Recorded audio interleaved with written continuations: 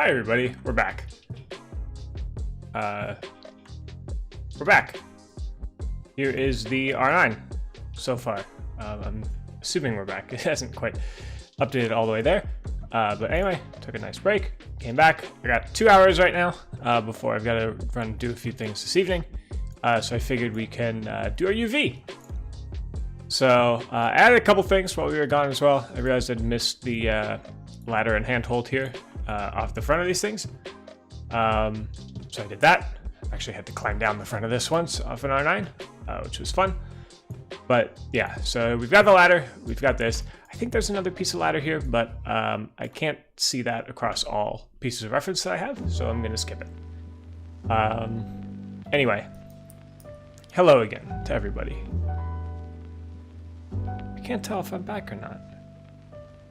My previews, actually, there we go. Sorry, you got a little slight echo. Anyway, now I can tell. Anyway, all right, so the first thing to do, now that we have the whole model and it looks really nice, front ladder, pantograph gravities go into end details. Great. So we start deleting stuff. I'm going to delete those 3. Tread plates, I'm going to leave because I'm lazy, but I don't need all the details everywhere. And in fact, even in the truck, we've got right detail and we've got left detail. I'm going to delete one of them because it's all repeated anyway. So if I remove a lot of this detail, I do a UV layout of it once and I'm good. Sorry, I'm getting a ton of copyright claims right now because the last section of stream, Chillhop has gotten on my case and are not happy. So we need to turn this gray model into this green one. Well, a green one. We'll see. I might do this olive drab thing. There are a couple good colors. I'll pick one at another time. But to do that, right now we need to figure out what pieces of texture go where. So to do that, you use UVs. If you're familiar with 3D modeling, you'll already know this. But right now, if I were to apply a clean, excuse me, God, I've got hiccups now, again. If I were to show, so this is how a texture would fit onto this right now. This is a clean, simple, straight checkerboard texture. You can see it sort of works in places like the wheels here. But in a lot of places, you can see it just doesn't. So there's no way we could texture this to make it look like a train at all. You got some places like this, that's supposed to be a square checkerboard. This is supposed to be a square checkerboard. It's all supposed to be a big square checkerboard. And as you can tell, this ain't it. That's not a big square checkerboard, really. So I'm gonna move these to a negative UV space, just a random spot just for storage. And it's time to start laying this out. So we need to peel this model. We need to unwrap it like we're peeling a banana or like we're, I don't know, in elementary school geometry. And we've got to do that activity where we take apart, like we do, try to fold up a papercraft cube. So we basically need to make the papercraft version of this. So to start, I'm going to grab everything that's flat on the front here, or almost flat, because I understand there's this angled part here in the middle. And with everything being flat or almost flat, I'm going to grab all these. Let's do the top 2 first. 3. So I'm going to do everything except for this top section and except for the door. I'm going to do that on this side. And actually, you know what? So I'm going to do something a little less basic, I guess, here than just a planar projection. I'm also going to grab these pieces because I want them to stay connected and because this piece is going to be separate. So I can do that. So I won't have any distortion. Because right now this UV is very distorted.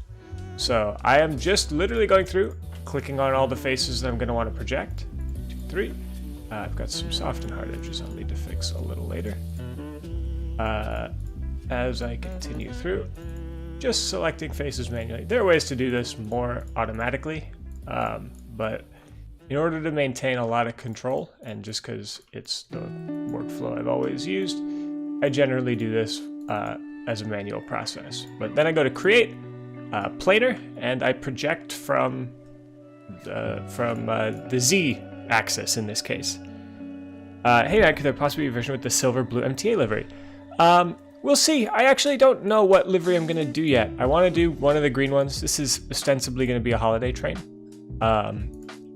as well as just like some museum stuff. But we'll see. These came in so many good liveries. I love the two-tone gray as well, and think that would be really fun to have in City Skylines. So there's lots of options. So Maya has these great UV tools. I really like them. But the one I've been using the most lately is Texel, the set Texel density, get and set, which is just really useful. So for people who might not know, there's no set relationship between area on the 3D model and area on the 2D texture. In fact, it's completely different coordinate systems. These are called UVs because every point has a UV coordinate, so this point has its specific coordinate, let's say it's 1.75, 1.9, and then it also has X, Y, and Z coordinates. I have no idea what it would be in this case, but it's literally mapping these on like a separate 2D graph in addition to into our 3D space. So to make these, we could do it, and like this is valid. We could have this take up the whole texture, and if this is a 1K texture, then you'd get 1,000 pixels for the height of this subway car. This would be 1,000 pixels. Or we could do it much smaller, and this would be 100 pixels, or even smaller, 10 pixels. Or say we want to do low poly, like flat shading, we could make this all 1 pixel. Obviously I don't want to do that. So the number of pixels per unit is the texel density, the texture pixel density something. I don't really know what it actually means. But it's really important to get that set up and get that consistent among all parts. And then obviously it doesn't need to be perfectly consistent with all parts, but the majority of your model should be fairly consistent in terms of texel density. Otherwise you'll see stuff where it's like really pixelated and then the next piece over will be really crisp. And that's not great unless you're very conscious of it and are doing it on purpose. So some places where I am conscious of it and do that stuff on purpose is I'm blanking. Signs and text. So when I add the billboard, which I'll talk about later, to say City of New York or whatever I end up making it say, that will be at a higher texel density than other parts of the mesh. And that's just so the text is a little crisper and more readable. And also because like in places of high detail, you want to make sure you can show that detail. But it's all a balance. So I usually do my initial layout. I will project everything and normalize it I'm trying to do multiple things at once. But I'll normalize it to 100 pixels per unit, which obviously you can see is a little big. It'll be hard to fit everything in this one block with all my parts at 100 pixels per unit. Wow, that's already pretty clean. So once that's done, once everything is laid out, then when I know everything, including the trucks, including all the details, all the car body, everything, once everything is laid out, then I can jump in and manually go and shrink everything until I know I can lay it out to fit. Again, there are some automatic tools that can do that, but because I hand paint all my textures painstakingly in Photoshop, I'm working on ways to improve that process. But because I do that now, I don't really like machine laid out textures tremendously. I think I can do a better job. So here you can see I am stacking some pieces. So these pieces will get the exact same texture. They're the two sides of the roof below the clerestory. And that's fine, since it's sort of hard to see them at the same time. And I've rotated them 180 degrees. So if I put any like wear or grime or anything it'll be on the opposite ends of the car, so it'll be a little harder to tell. Joel Nichols asks, will you take a stab at doing the R68? I will when it comes time to do that in my revamp process. So I am working through all the active subway fleet, plus I've done the A division. B division is next. I've actually done almost all of an R46, but that's not going to be the first to come out. I think I'll probably do the R160 first, and then I will move backwards. So I'll probably do the R160, and then probably the 68. I need to figure it out because I didn't do the 68 last time, so I just need to figure out kind of where in my priority list it is. Oops, I want to unfold on U and unfold on V.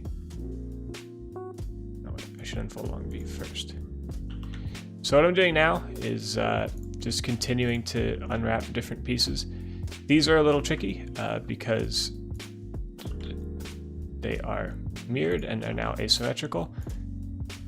So I'm arranging them roughly in proportions and location with the actual car so that I can kind of tell what's going on. So not a lot left, actually. I just need to do the end doors, the bottom, and the bottom's very easy. But the end doors, the bottom of the car, and oh, whoops, I missed some stuff on the side. That's unfortunate. Was that it? Yeah, it was all I missed. Great. So let's do planar again, set, unfold, unfold, and snap. Perfect. All right, so you can see it's just the bottom, the doors, and the ends of the car. So, and these little interior corners. So that's not going to take too long. I can just do that for the bottom, unfold it a little bit just to get some texture space on the inside here. And now I'll usually set it to 100. And of course, this is huge. And because it's the bottom, you rarely ever see it. So what I usually do for this, I will either chop it in half and fold it, or sometimes, sorry, look at the chat again. Damn it. Do that, but I'll usually scale it down to 50% now. I used to go a little smaller than this, but I think for now, 50% is good. And I'll just leave it nearby. So that'll work. So he says, what time frame is this rail car from? This is an independent subway IND R9 car, and I can get you the actual specific dates and times from here. Because they ran for quite a while, but they're roughly from, delivered between 1930 and 1940. And they ran until 1977, which is a little terrifying. So they were old cars by the end of it, almost 50 years old, though some of their replacements are older than that now. Yeah. So this is basically largely inspired, at least, by the fact that everybody's building old-time cities for Mafia. I've never played the Mafia games, but I'm looking at everybody doing old cities, and it's the 80th anniversary of subway unification this year, and the 90th of the independent subway in 1930, or the delivery of these cars. So we're getting up to the day last year where we celebrated the 115th of the original subway. So I figured let's do something again for the subway's anniversary, which, even though it's not quite the same, we'll just celebrate different events on the anniversary of the opening of the original section of subway. So anyway, now that that's handled, there's some slightly intricate detail on the car body in here. We'll do that from the bottom, and I'm going to do these two simultaneously. So the more I can project at once, generally speaking, the happier I am. It's good. Set those to 100. bring these together. Because they're the same, but I'm gonna do some fancy stuff. Oh boy. I don't know what my media keys will control, because I'm not using Spotify anymore for this, because it was too unpredictable. Let's project that in Z, and now where there are angled parts, like here, here, and here, I'm going to, whoops. I'm gonna cut the UVs. So that, even though they're still attached here in our XYZ space,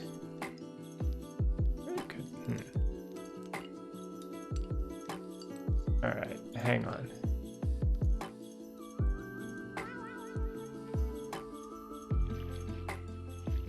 Cut. So there might be a few ways. Some of this topology is a little rough. Topology is kind of the way that edges and lines and things flow. That I don't want to do.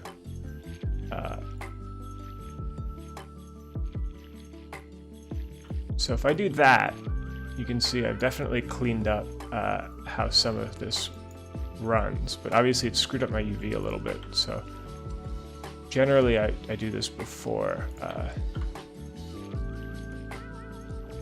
doing the UV, just because again this ruins the UV in some ways, but since it's just this small piece, and I guess some pieces on this section, it's not going to be too tremendously difficult to fix. And just looking at this, it's a mess, so why not fix it? Is that how I did it? I think that's how I did it. And that went in, and that went up. So you go up, you come out, you go in, you go in. Great. Merge, merge. Excellent. And you can see that has screwed this up a little bit, so I'm just going to reproject from Z. We're going to unfold along U to fix that, and we're going to set it back to 100 scale and just put it back. Great. So that's solved that. And you can see it now is accurate there, and you can see this is all screwed up too. So we're going to do the same thing, planar, and I can just grab these sections where I know that it is split, and I can now unfold along V and unfold along U. And you can see one of them has, because I projected them differently, one of them has turned around. So we will address that. Grab these two, set them to 100. That's out, so I can rotate like that. These are flipped. One of these is flipped.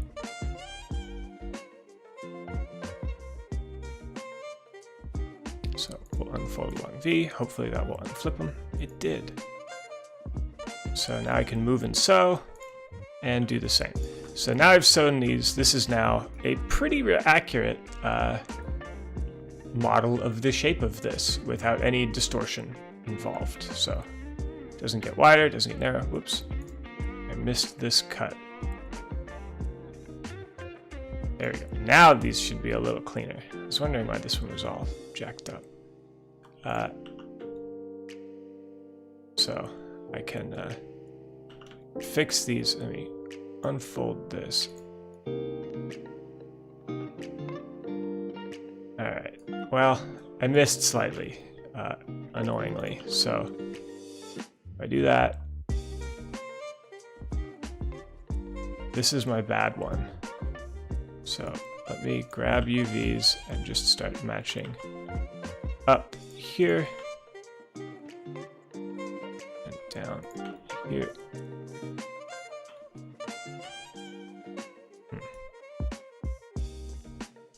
Oh, so close. Usually when I do this, I can do it perfectly, and it's very good. If I just click unfold, there's non-manifold geometry.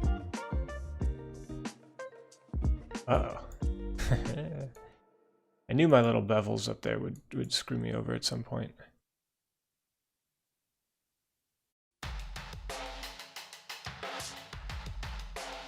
Alright, well, it turns out I got some non-manifold geometry. That's some hell of music. Late 30s or stays with fast. Unlike Mafia 3's population help. Yeah, this is exactly that time period.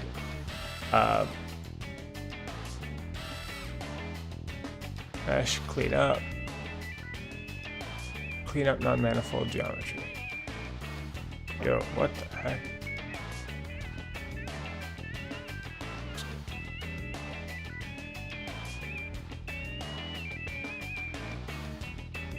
What is happening? If I clean up non-manifold geometry... Hang on. Geometry. How much of this is screwed up? Does that wreck some of my UVs? Okay. Well, I'm just going to assume that that's fixed now. Need a lot more edges. Why did it separate that? That's weird. I don't know what's going on with this. Merge. Merge verts. It's still fine. Object. Remove lambda faces. There's no lambda faces. Hey, this is familiar.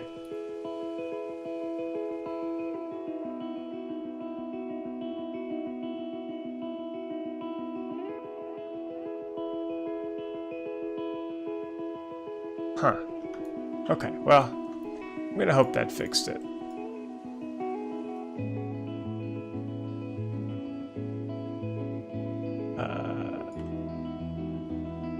Okay, vertex face mode. So this, like, exploded view helps determine if I've screwed up any geometry. I don't see any is the thing. This is usually the way that I can see all my screw-ups. Can I briefly explain non-manifold geometry? Sure, so non-manifold geometry, how do I describe this, I guess? I don't know. Non-manifold geometry, I believe, is stuff like this. So the fact that these aren't all part of the same mesh, I believe that makes them non-manifold. It's just, it's sort of messy, crappy geometry. So if you've got faces that are wrong, I apologize. I should not have been using that because it's probably incorrect. How I'm saying it, at least. All right, if I fix it, if I just say fix it, it still screws that up. What is wrong with my faces here that makes them come apart? Merge, merge. Okay, maybe that'll fix it. It would be nice to sew all this stuff back up. But basically, it's all varieties, or some varieties, I guess, of bad geometry.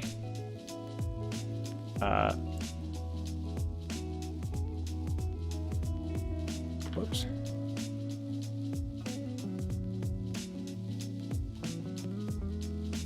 Oh yeah, crap, these ones I don't want to sew because they're actually edges.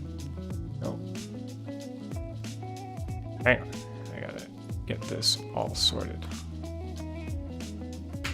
There we go, so those I can sew, that I can sew, that I can sew. This whole row can be sewn.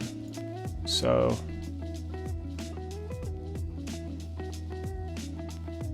it's like a mesh with separated vertices. Yeah, that's a good way. Or like, I think non-manifold geometry is like if you'd have edges that have faces on both sides. That doesn't really work very well. Or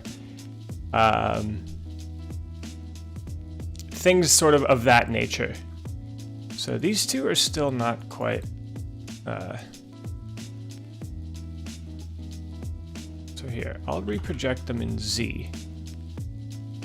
And then we need to cut a few edges here. I need to cut that edge and that edge. I need cut these two. And I need to cut these two on top. Cut. All right. So I'm trying to do these two ends in perfect parallel, so they're not screwed up. Cut. Is another Metro car / unit for Mom or Sunset Harbor? Yes, it is. I guess technically it'll work with Sunset Harbor, but I highly recommend you use this with Metro Overhaul because it will, I mean, like, yeah, technically it'll work with Sunset Harbor, but that's got like modern tracks and things only, which this, I don't know. Sorry, you're kind of, yes, it'll work with Sunset Harbor. Probably don't use it with Sunset Harbor, just because it's not going to look right going over the very modern Sunset Harbor tracks and things. Match these UVs. All right, can I do that? I just match UVs. There we go. So this has mostly worked.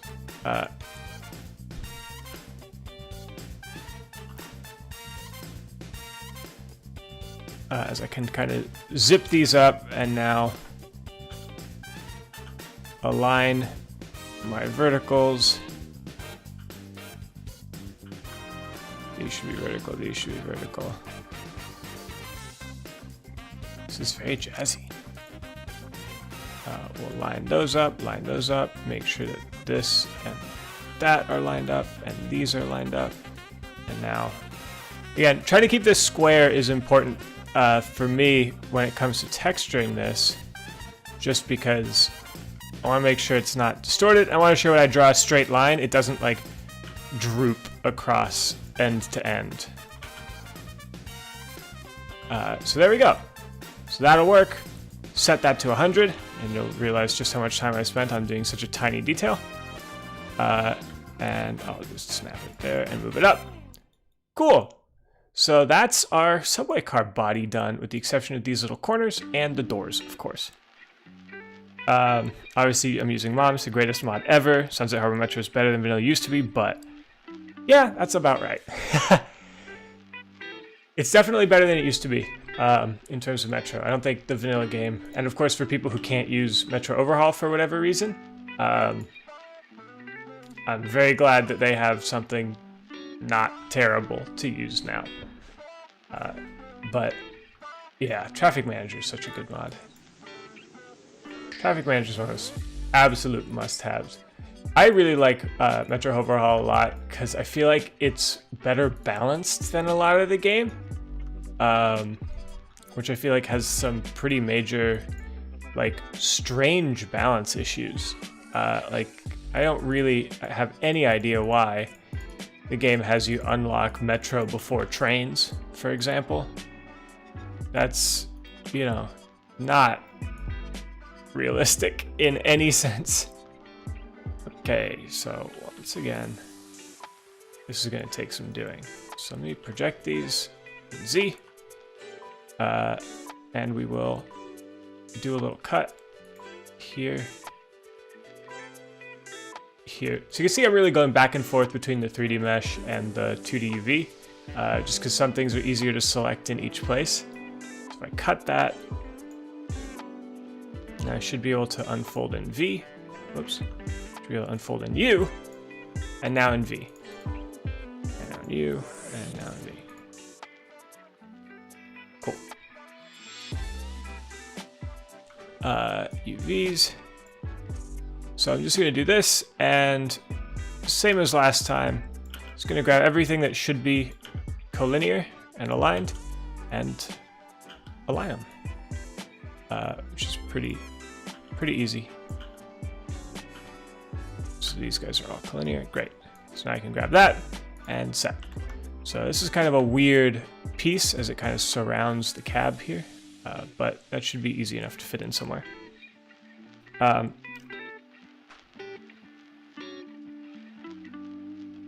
Sorry, just reading comments. Dumb Gamer says, the only thing I don't get much in City Skylines is how metro and trains are like completely separate systems with no interoperation, because I'm not sure how it is in whatever countries you're in, but in London, where I am, we have trains on the tube a lot. Yeah, that's a really good point. I mean, I kind of get why for like gameplay purposes, for the very nebulous like gameplay purposes kind of thing. But I really feel like, oops, let me just do that. I feel like having the more integrated systems would make more sense, though I do understand why they don't. If what I'm saying it makes any sense. I'm going to unfold in U, and I'm not going to unfold in U and V. Okay, so these guys are upside down. Wait, why did that get cut? Oops, did I select the wrong things? Okay. Shell. Planar. Great. Anyway, sorry for continually getting distracted and losing my train of thought. But yeah, I'd love to see a game that kind of... The difference between metros and rails and things in different countries is, one, different for like almost all of them. Why is that cut? When did I cut that face? I don't know. That's so strange. It's different pretty much all the time and all over, the difference between them. And sometimes it didn't used to be or didn't have to be, or, you know, you absolutely find a lot of pre-metros and, you know, trams that go to subways and similar that, right? Like, how would you classify the MBTA Green Line in City Skylines? Is it a metro? Is it a train? We just don't know. Are these like separate faces? Oh, they are. That explains it.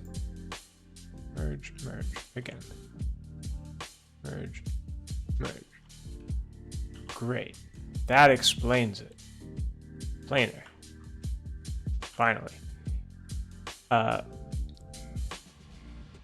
But yeah, it's so strange because I really think that like the way it should work, and I understand this is me as like somebody interested in trains who would like to have thinking and gameplay around trains, but like your train network should just be like any track, and then you get to choose what like equipment you want to run and the service you want to run, right? And there shouldn't necessarily be like, oh, this is a metro versus this is a train. Like I can take like look at what Caltrain is doing. Absolutely, that's train as opposed to metro. But what they're doing is they're planning on increasing service. They're using fast electric trains with lots of doors designed for, you know, it's still designed for longer trips, but they're planning on running metro style service or BART style service. It's really like S-Bahn style service. So I really feel like the way your system should not be something you pick at the start. Its name should be determined by how you run it. Really.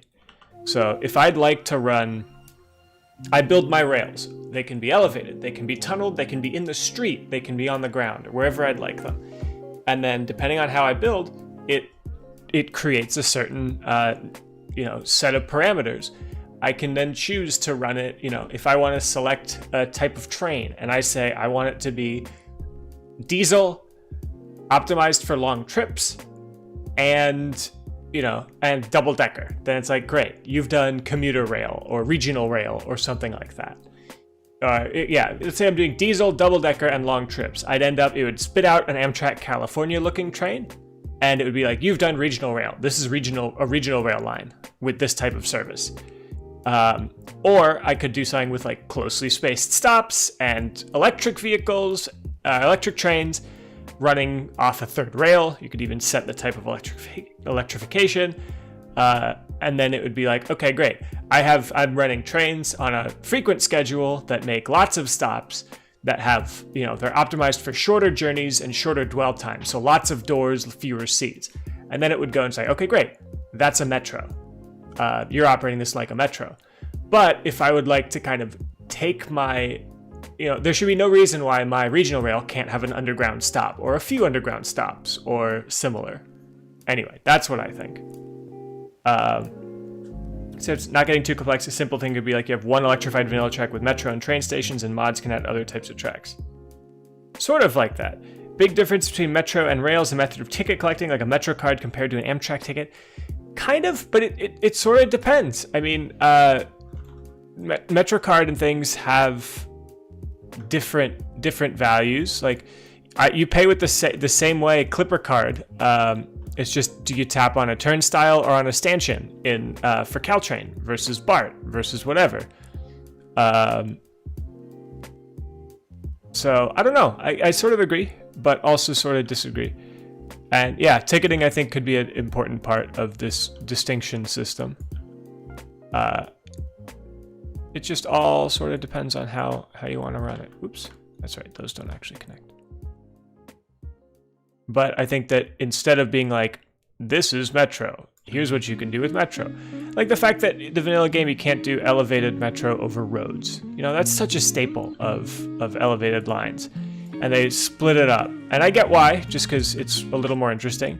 But they did, monorail is Metro like that versus trains is a different thing versus, all this extra stuff.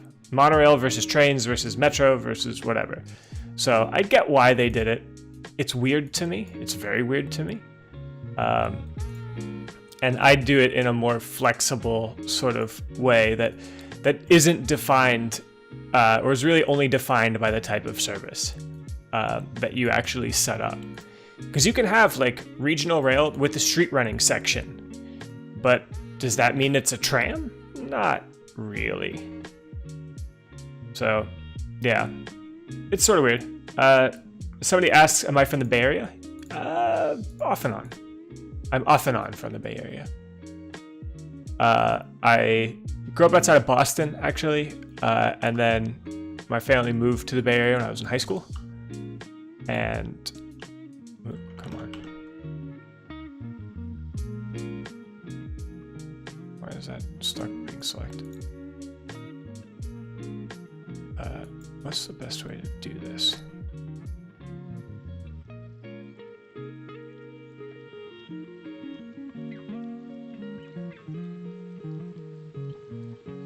Triangles, is that?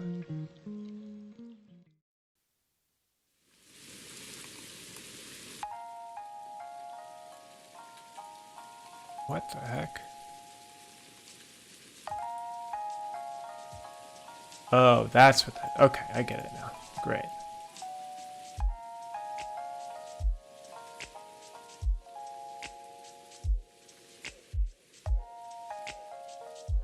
Okay. Great. Monorails in the game are so dumb. They are. They are. Monorails are generally kind of cool, though. Not always the most useful, but kind of cool. Yeah. Whenever I'm using transport, I tend to use buses, trams as light rail. I'd want it on rail tracks, but can't do it in CS, Metro, and trains running together because you like it. Yeah, that's sort of it. Like, there should be ways that you can get equipment to run on different tracks, and it shouldn't matter. Like, they should all affect each other's service. But, like, of all the examples I'm thinking of, New Jersey Transit runs the River Line in near Philadelphia, like Trenton. And it's little like tram-like vehicles almost on freight tracks that see freight trains at night. And you should be able to send tram-type vehicles. They're diesel though, which is wild. But like seeing City Skylines, you can't do anything like that. And with a more flexible, just like rail transport system, you'd be able to, right? It would block certain combinations. You can't use trams like on a line that freight uses unless you set times, right? In the AM, like daytime, it's this. Nighttime, it's this. So I don't know. It's probably too complex. I say a lot of things that would be just way too complex and unfun for anybody. I would like to unfold these in U. There we go. Don't need to unfold V, I don't think. What is wrong with this one in V? You're this. Are you connected anywhere? No. Just unfold you in U.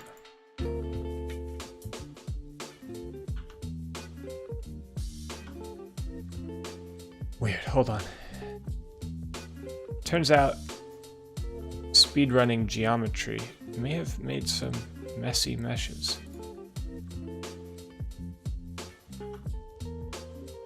Somebody asked if I thought about creating a Discord server.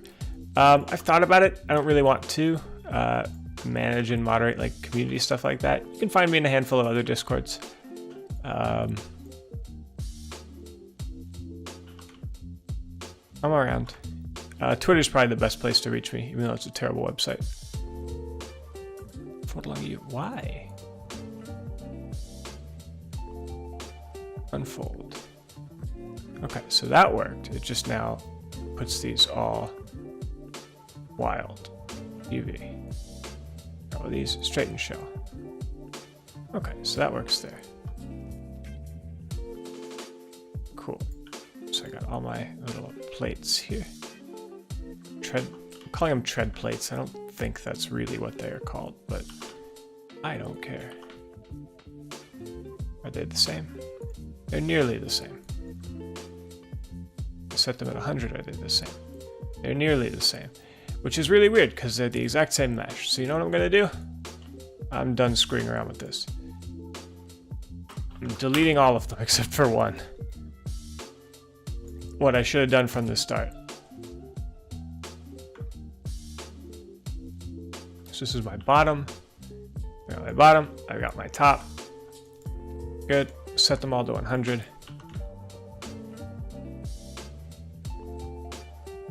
Move and sew those edges. Rotate this. Move and sew those. Okay.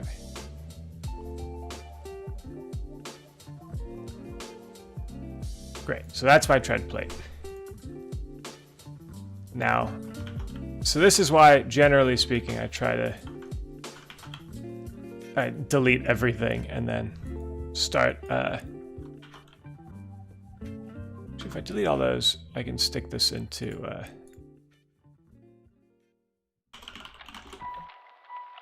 all this detail that will need to be mirrored eventually. So details will go below. So car body went above. Cool. Yeah. Excellent. So now we got to do details. I've got the tread plates done, so I can actually just turn those off. Panograph stuff. Anti-climber is an easy one.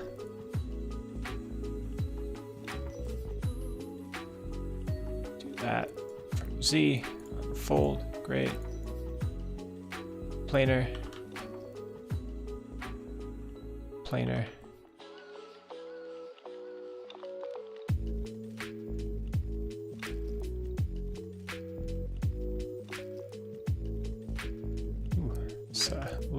Little skewed down there. Let me fix this. Hide the car body. So I can say preserve UVs, which is pretty nice, and that will actually mean that once I'm done, it will make the same edit move on the UV as well, which is really handy. So I don't always have to redo stuff and make it hell. So that's good. Set it to 100, and it's a detail, so it comes down.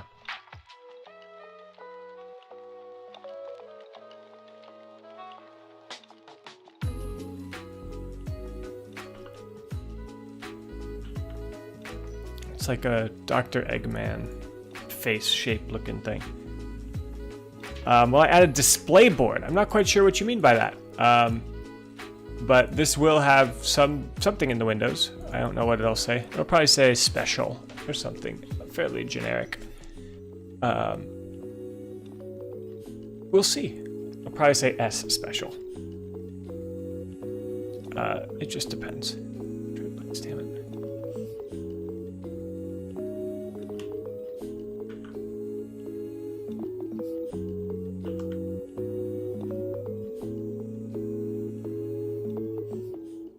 Okay. Great. So tread plates and anti-climber are good. Right details. So left and right details here. You can see they're the exact same. They're mirrored. So I can delete that. And I can only have to bother projecting one side, which, again, helps wherever you can.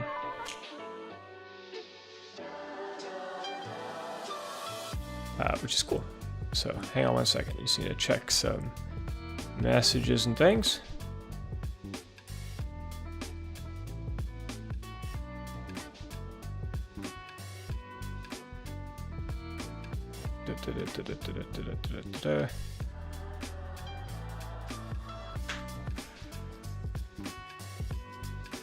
Cool.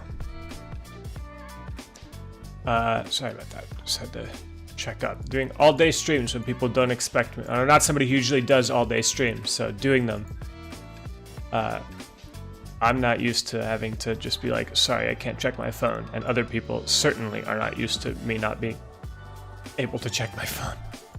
So, a little adjustment from there. All right, so let's do the Panograph Gate now. Actually, you know what? Screw it. Let's do everything except the Panograph Gate. Just because I can wipe that out and then get them out of the way. So, marker light box, probably, yeah, it's still the default thing, so we'll just project like that. We can actually delete the top face of this because it's all the way up against the bottom of this. So, you see there. Do that, and we'll preserve my UVs. And just scoot it up into the bottom of this face. And there we go. So that's really useful because we can just kind of hide it all like that. Now I just need to grab these two edges and cut. And now just unfold along U, unfold along V, and we just massage this a few times. Actually here, you know, there's a cleaner way. Face. Unfold along U. That didn't work. Unfold along you. It still doesn't work. Oh well. Grab the whole thing. Unfold. Grab the whole thing I said. Unfold. So that's a huge mess, obviously.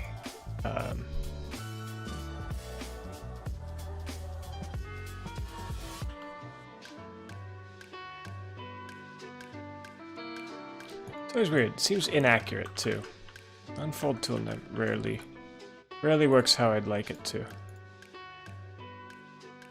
So I usually end up just going back and forth with this until it gets straight. V, U, V, U. So this accelerates my my carpal tunnel disease by disease? I don't know. Carpal tunnel problems by years at a time.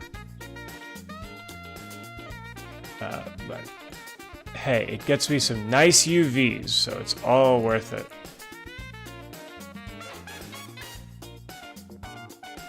Very jazzy again. So you go down there. The conductor's step should look awfully familiar as we just did the very, very similar tread plates for the doors. So I'm just going to do those now.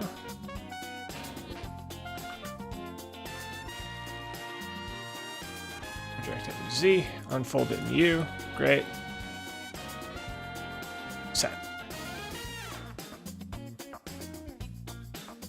Unfolding you. Alright, good. So you got these. I'll sort them out and deal with them all later. Try to figure out the best way to get them stacked up and organized and everything. Nobody's chatting. Am I hard to hear? Is that why? Is the music too loud? Am I too loud? Everything looks good. I guess I'm just keeping the discussion too interesting on my own for anybody to want to chime in. So you actually go into Panograph Gate, even though you're not going to be everywhere.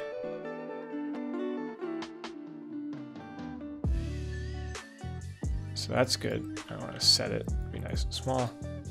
Now you, I actually just want to unfold and unfold.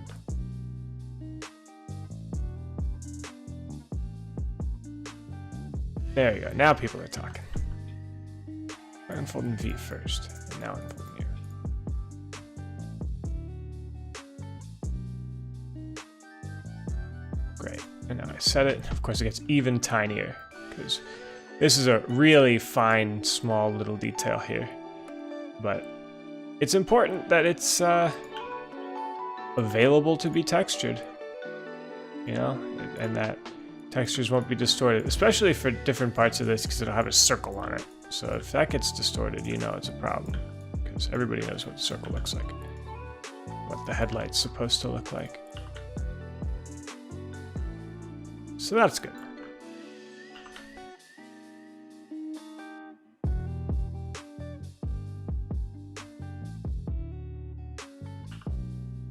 So each thing goes more or less in its own little box. My soft audio sensei. Did I make the BART trains for City Skylines? I've not yet. When Presidio Bay gets there, I will. There are some out there on the workshop right now that I like a lot, but we've actually already, one of the very first things we did, mostly for fun, but we did a BART logo for Presidio Bay, and like, because it's not going to be BART, it's going to be PBRT or something, or PBART or something, Presidio Bay Area change. But yeah, I want to try to do as much of our own rail stuff as possible. Just because honestly, I find it fun. So there. Hold on, U, V, U, V, U, V. See if we can slowly get this into, you can really watch it walk into its actual shape. And there we go. UV, straighten shell, UV, and now we can literally just go and there's a straighten edges button, but every once in a while it'll like get really aggressive and try to like straighten this out. I'm like, no. So I can't use it as frequently as maybe I should use it. Okay, handle stuff will go here.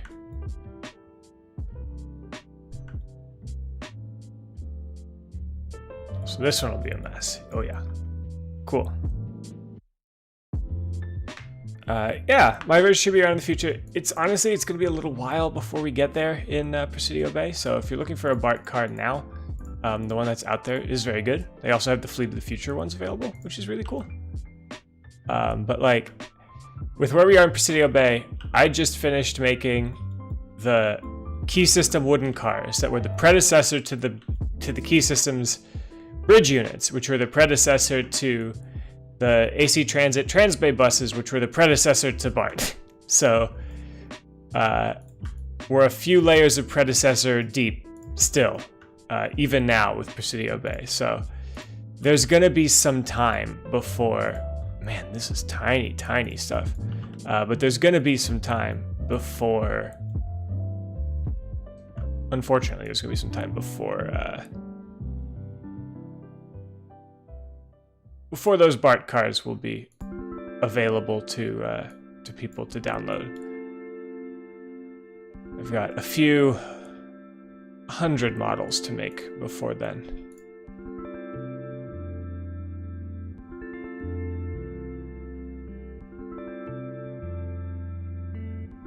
All right, we're approaching this here. Cool.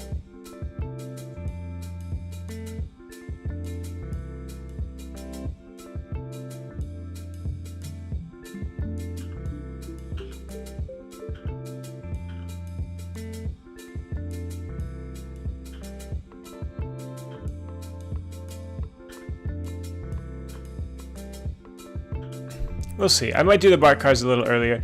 I'm trying to go back and forth just for my own sanity, and this project is definitely an exception. But after every Presidio Bay model I finish, which I'm also trying to do fewer models, we have a great income thanks to our Patreon that lets us do a lot of commission stuff, which helps keep me sane from having this endless list of stuff to make, which I still definitely have an endless list of stuff to make. But trying to alternate Presidio Bay stuff with modern my own stuff.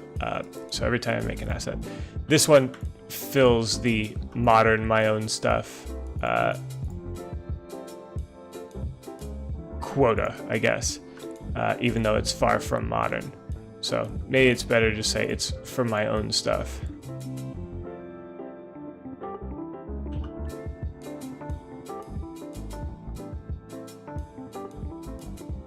Cool.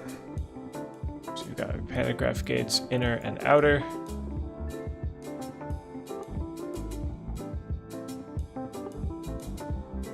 That's the outer rim. Not even the whole thing.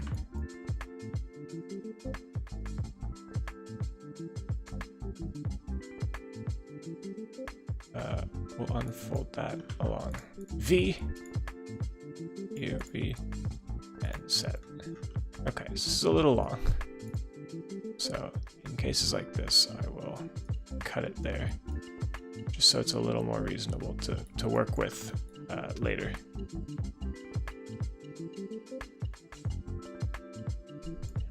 And you will get the same treatment. Unfold in V, set, and you actually can fit inside these two pretty neatly. Look at that. So a lot of the detail I now do, I bake it on using some texture matte baking that I'll show you guys hopefully as a part of this asset, maybe even today. I can only stream for another hour right now, but I'm hoping to get more time in the evening. So we got that. So we got the gate. Panograph Gate itself is good. That's textured or UV'd, which is what we're looking for. I'll put that down. It's big, but that's what we need. Side strips. These guys are easy. Side strips. Give me all the side strips. And planar from X. Done. And set. And that didn't. So to get around that, what I do is I will just shrink it all, because I want these ones to overlap. But I'll just go, I'm okay with approximate textile density, so that's approximate. And since these overlap, it actually makes it easier for me, because I can, like, when I place a bolt, it'll go through. So if I put one here, it appears on the other side too, and on the other piece. And man, my nose is so scratchy whenever I have the face cam on, and I'm so self-conscious about it. All right, so the rest of these pieces, surprisingly not that bad. We've got the grab iron, or the little handhold, which is very useful when you're climbing on and off one of these. You wouldn't think it, but it's very useful. Just want to hide both ends inside the actual Panograph Gate here, and just poke it up. Man, you really need to be precise to get this thing rotated right, huh?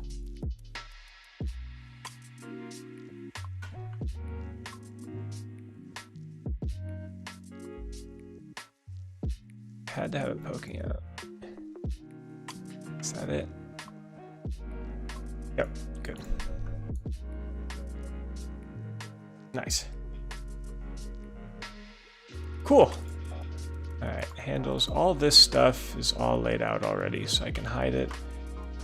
You can really start to see, like, we're making some we're doing some damage here. We're making some progress, because this is all that's left to be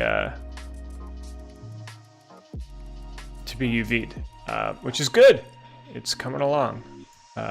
Now you see like this stuff. This is just a cube. That's almost a cube. These are cubes. That's half cylinder. So we'll see that hopefully this will all get done fast. And of course this is done and these are done too. So we can even hide them. So we've got a few tubes.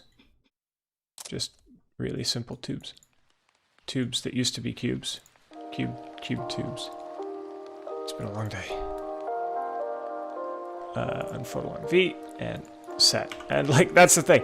That's it. That's done now. This chunk. That spring. The spring mount.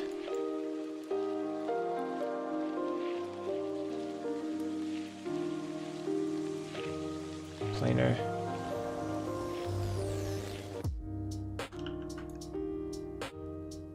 So with how I'm doing stuff now, I used to not really like to make star-shaped boxes like this.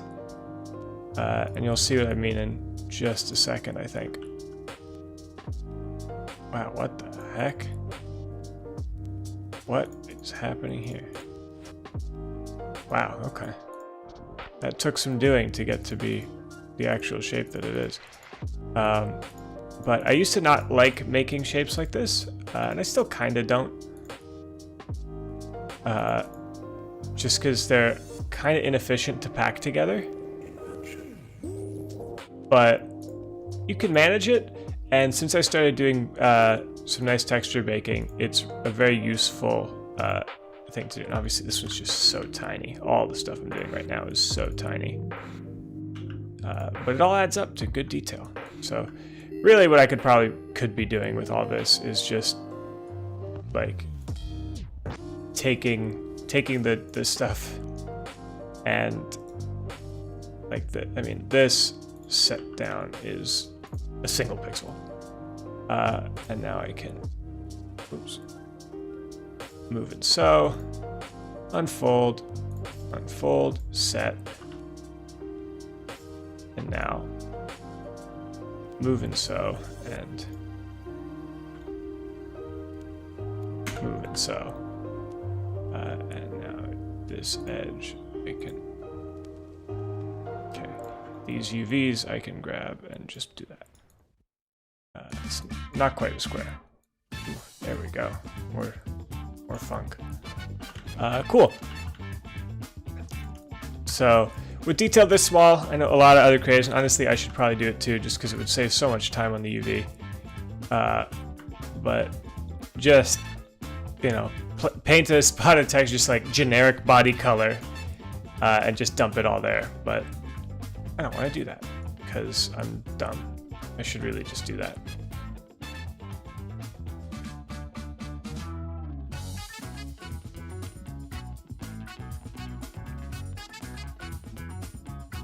Cool.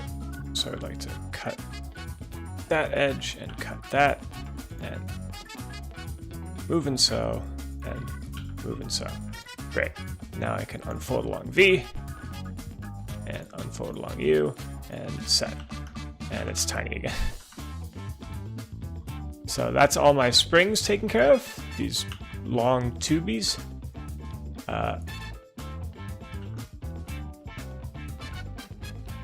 Of course I managed to overlap 2 of them. But these 3 will all go here. And like for stuff like springs and things, because it's actually coils, I'll just texture a little stripe on them. Since I'm so detail oriented with my models, do model railroaded train fans appreciate my work? They love detailed assets as well. Yes, actually, I know a lot of people who've reached out to me. In fact, I met Interurban Era Miles because incredible sheer coincidence, but he recognized some of my work, and it came up in conversation with my fiance, and they were talking. So. He is a model railroad fan. Mostly a City Skylines fan. Well, mostly a model railroad, but also a City Skylines fan. But yeah, that was honestly a pretty incredible thing to have happened for that. But yes, I do kind of get recognized. It's a little different. most of my kind of non-city skylines recognition stuff is just other train games and things. So I'm yeah, sort of well known in some other communities for making assets, but it's really for the city skylines assets. And it's always weird. I always think I'm very kind of public with the fact that I make assets and videos, but the number of people who are just like, wow, I didn't know you made videos, or who like found my YouTube channel first, or did the opposite and found my Steam Workshop first. It's like, whoa, you make videos? Where have you been, dude? I do both all the time. Well, not all the time. I do both infrequently. What am I making? I'm making MTA R9s. So you said R22 and you're close. This is the R1 through R9 vintage subway car. If I just do that, I guess we most of the way, but I think I should really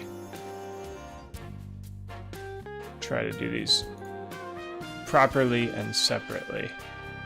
So I can grab these and continue with my projection in Z. Now I can unfold them in U.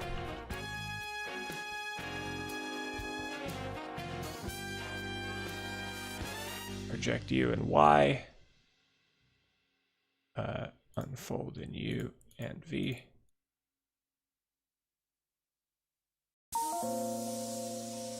Good enough. Almost straight. Project U and Y, and unfold in V, unfold in U. This one might take a little longer. Just click unfold. See, it means it's super not unfolded. It's really weird. U, V, U, V, U, V, V. Actually, wait a minute. Hang on. Maybe this is the stupid way to have done this. Yeah, 0. There we go. That's the smart way to have done this. Planar in Z, great. Unfold. Planar in Z, great. Unfold. There's normal based projection, but I'm not going to do that. Oops. Unfold in U, V, great, done. Oops, didn't mean to set it quite yet. Project in Y, unfold in U, unfold in V, great, done. Okay. Now you need to go back to negative 150. Oops. 149, 111, I believe. There we go. And now these are perfect. Well, they are close to perfect, and I will make them perfect with some manual, well, semi-manual adjustment. Vertical, vertical, vertical, vertical, vertical. This is a tedious process. If anybody wants to make City Skylines assets, or if you're watching this as some sort of horrific, demented tutorial, one, oh my god, why would you do this to yourself? And two, this is the worst part. So if you can get through UVing, you can do anything. So this little handhold here is almost done. That on top looks like a clothing brand logo or something.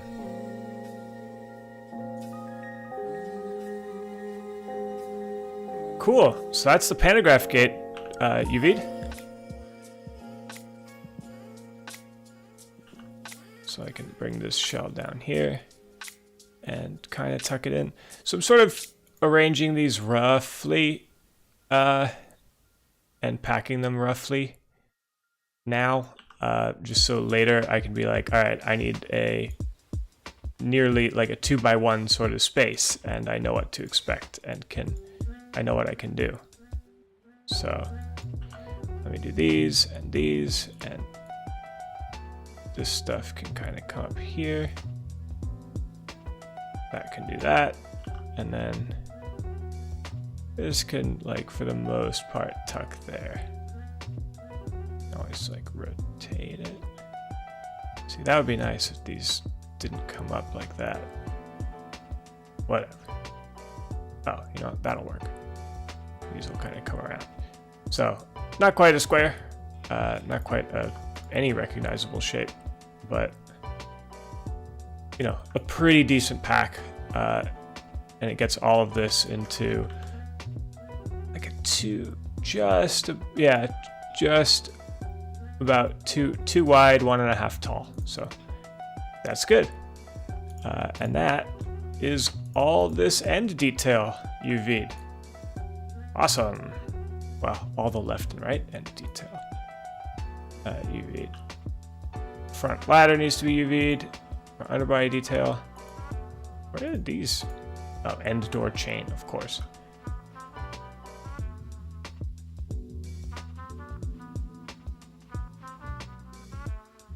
Modeling meditation, yeah. Welcome back, bad idea. If there's anybody that knows, I guess there's a little zen that came out of it. If there's anybody that knows the horror of having to do a whole ton of models, it's a bad idea for good old US URP, USERP project.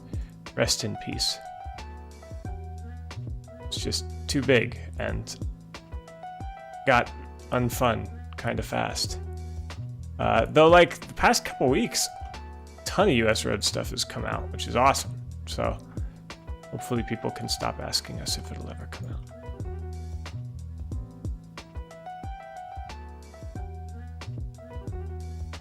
Hello. Makes incredibly detailed metro train. That is what I'm doing.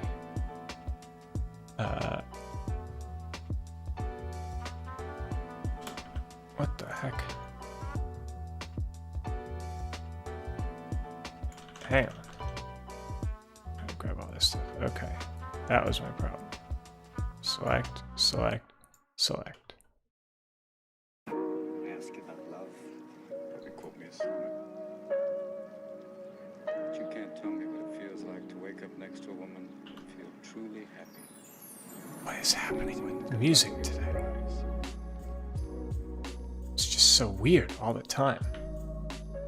Anyway, so these three are identical. And even though I do bakes, they intersect identically on one side, they intersect identically on the other side, and they intersect identically in the middle. So I can bake them and all three will still be good. Will I release the Avalon Metro? I've released the train without the graffiti. Oh yeah, here's a finished UV layout. Little wasteful, I could have filled these gaps and things. But I didn't have to, it turns out. But yeah, so it's out there. Not the Avalon specific one, which I probably won't be releasing. I hate releasing stuff with specific signage and specific details like that. Though, you know, if it's like an airline that can go there, sure. But like Avalon Metro is a weird thing to have if your city is not called Avalon. So I don't know. That's basically where I'm at with this. With that. Top and bottom face. Flip, flip. So if I flip them twice, I can actually get them extracted, which is pretty handy. Move and sew. Move and sew. Move and sew. Shell. Unfold in V. Unfold in U. Shrink it down. That train you showed for a minute, is this one or no? That's available on the Steam Workshop, guys. It's my most recent upload. Yeah, the UMTA state-of-the-art car, 5-car metro train. So that's available. You can grab it, and it looks awesome. Thanks to Big Mood Energy for the screenshots. But you can get this. Make it whatever color you want. You make it whatever, wherever. It's great. It's got Big Mood Energy did the announcements herself, so it's got custom announcements, directional, and everything. It's super cool. So that's available. You can get this one. You can get it. But I'm working on something else right now. So this is from the 70s. This is the sort of generation of car they were trying to get to replace these, almost unbelievably.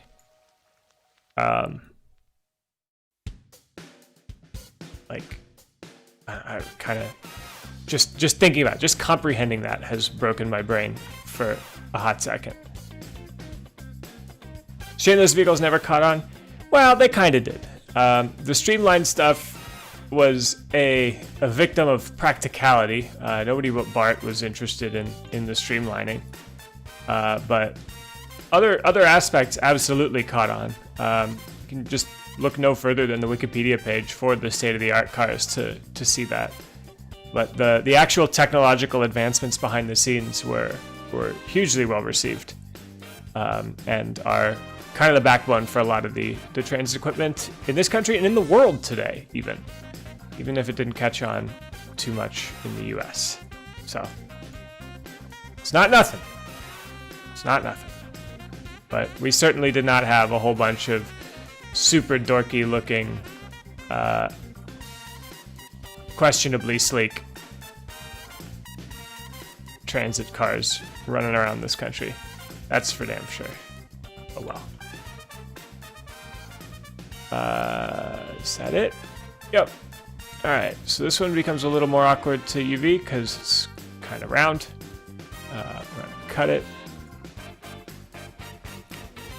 Actually, I could probably just... It's hard to see the back of this, so I think I'm just going to leave it. Set. Good, nice and small.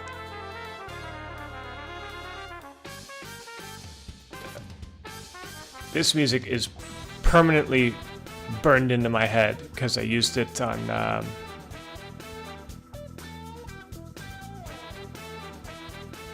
wait, I do want to rewind. Yeah, good. This music is permanently burned into my head because I was using it way back for the first global build-off, the event style one, which I feel like they should do again. Anyway, neither here nor there. But the first global build-off, this was one of the soundtrack pieces for one of the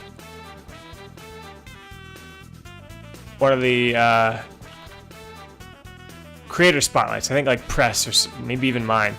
But my God, did I spend a long time listening to this music and music like it and watching it and checking and double checking and making sure it was good and ready for prime time and, you know, all this stuff. That was such a fun event to put on. I'd done a little bit of work kind of in live environments before, but that one, being able to produce a show like that was a ton of fun.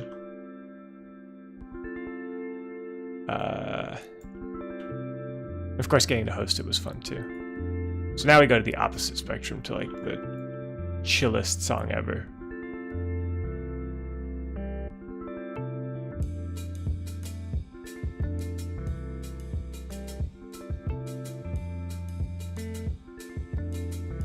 Wish there were more asset makers like you in the workshops. There's a lot of stuff that's really poopy and low quality.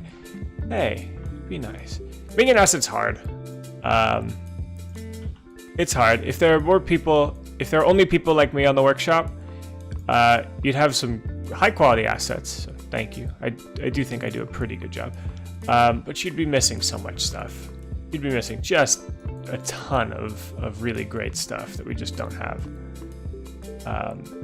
Or that you wouldn't have. So it's a trade-off. It's really a trade-off. Damn,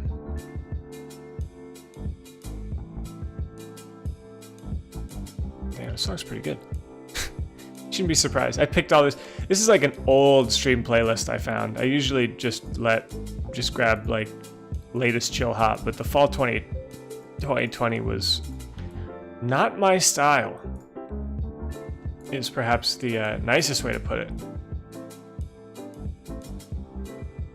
So I went back to my old playlist of chill hop and epidemic stuff from back in the day. There's a lot of high quality stuff on the workshop still. I do think it's slowed down recently as the game's kind of aged. And and hopefully we'll see kind of resurgence of high quality stuff back on. I think a lot of people are just kind of slowing down and burning out. Like, I know that's a lot of why it sort of got ended. Bad Idea and my Usurp project back in the day. Now, really, again, I cannot stress this enough.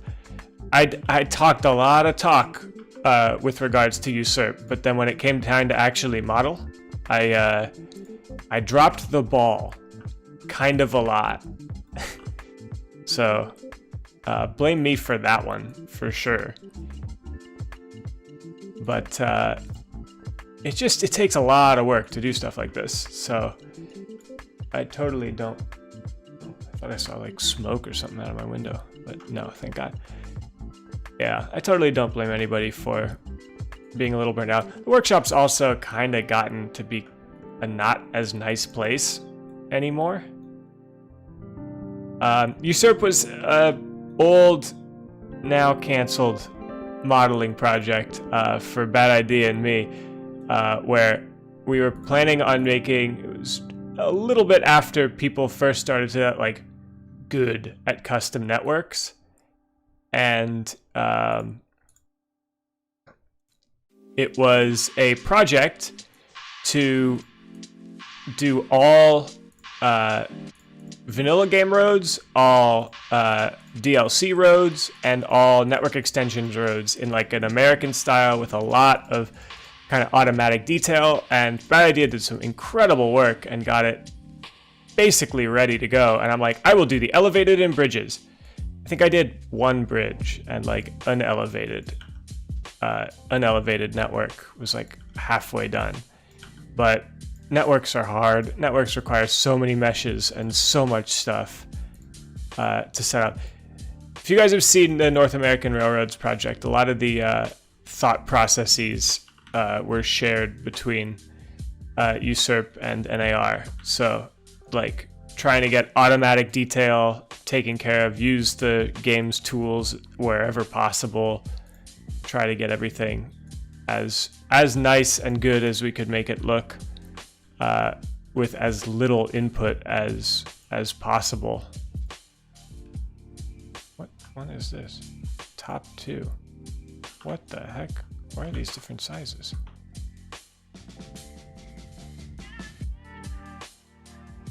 Hold on. Why are these different sizes? These should all be identical. Weird. Yeah, I think that's the right way to put it. A couple hundred props in and a couple hundred to go, where it was a very ambitious and overscoped project. And even if we were still working on it at like full clip, we'd still be working on it now.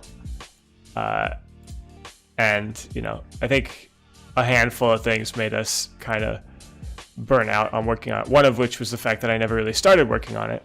Again, sorry.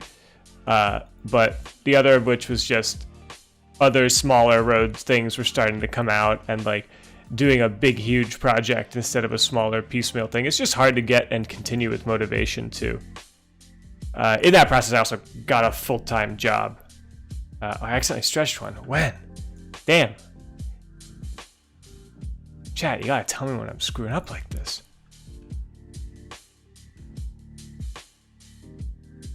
Let me bring this down here. How long ago we started? A couple years ago now. It was started kind of around the time where I moved from California to New York City, or moved back to New York City, which has been more than 2 years. It was just 2 years at the beginning of this month. But yeah, it was a large scale, large scope project.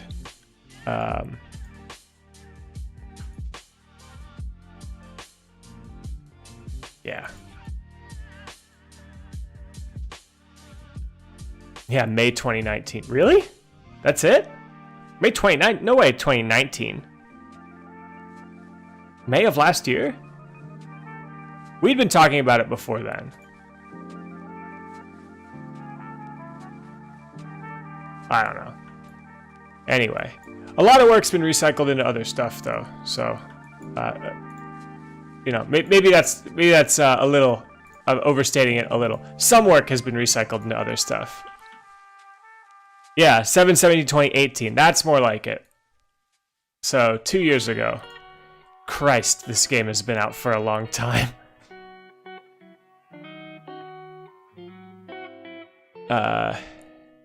Geez, 2018. God damn. That's why I look back and like Gramercy parts, the Gramercy stuff back when I was still doing that, which it's over, unfortunately. I've been like wanting to get back to it. It's probably not going to happen. I say probably still.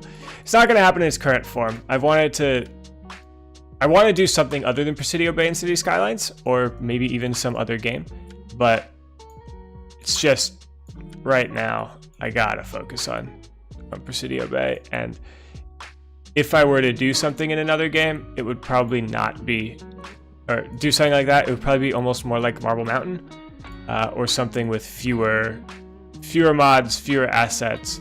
It really depends though, because with my new computer parts, like I just want something that's less headachy to deal with, and like it sort of sucks, but like when you can invest a lot in your computer, City Skylines becomes a lot less headachy to work with. But yeah. Let's sort of see. All right, so all the detail on the end here is done. Just need the underbody detail and the truck, and I've got half an hour, so I don't know if I'll make it. We'll have to see. As I stop to like check my phone and just like waste some time.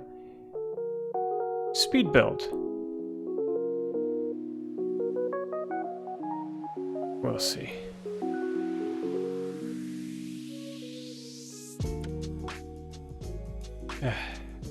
Transport Fever would be interesting. I've streamed it a couple times. I'm not a big fan of the game, unfortunately. It's sort of like, it can be beautiful and it can be nice, but the mechanics and what you can do is a little shallow for what I would want to be doing. So I don't. Yeah, unfortunately, Transport Fever 2 is kind of. Might stream it another time or two, but it's such a weird game. It's such a weird game.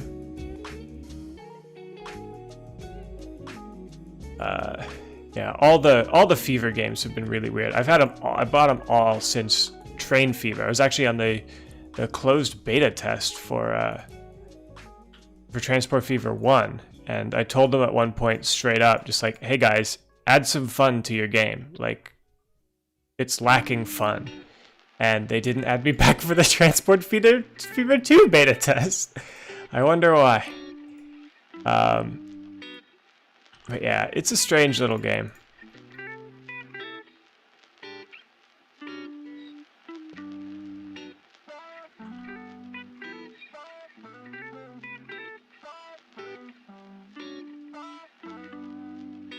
It's such a weird game.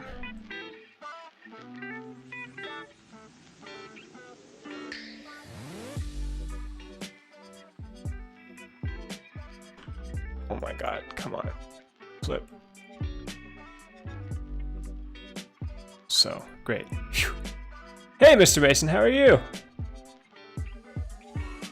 Workers and Resources is a game I'm super interested in. I just really need to, like, buy a copy, honestly, and sit down. I'm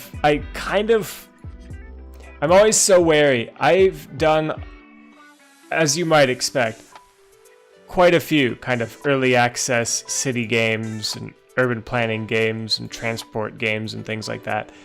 Oops. And I always burn out way before I should, which is hard. So I'm kind of waiting because I'm so interested in Workers and Resources that I want to wait until I can play a finished version, really. And oops, sorry, I just want these guys. What the hell? flip it.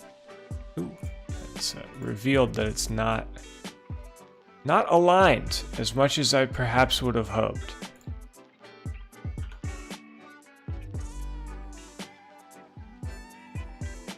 Yeah.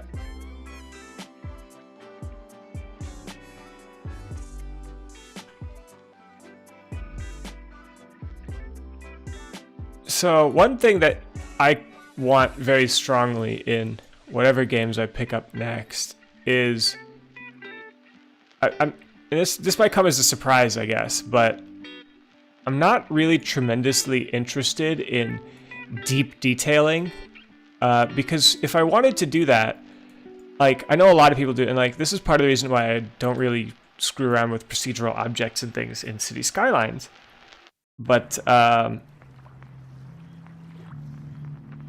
if I wanted to sit down and spend an inordinate amount of time detailing every single perfect piece of something, I would just do it in Maya and not have to screw around with any of this game that's slow to load. And I'd do it in a piece of 3D software that's slow to load. But I'd be able to get really good renders out of it. So it's sort of a weird kind of thing where, like, I would, you know, I'm not that interested in like a lot of like city building with high detail games, which is strange as somebody who's, you know, currently making a high detailed asset for City Skylines. But yeah, that's basically it. So it is weird. I get that. Oh, that's the coupler. What the hell is that? It's a big battery box, so sometimes for these, you know, I will do that. I had merged these to make it one UV island, UV shell, but I actually don't want to do that because I'm going to cut it, and then underbody stuff I usually scale down to half. So this was a lot, and also I'm going to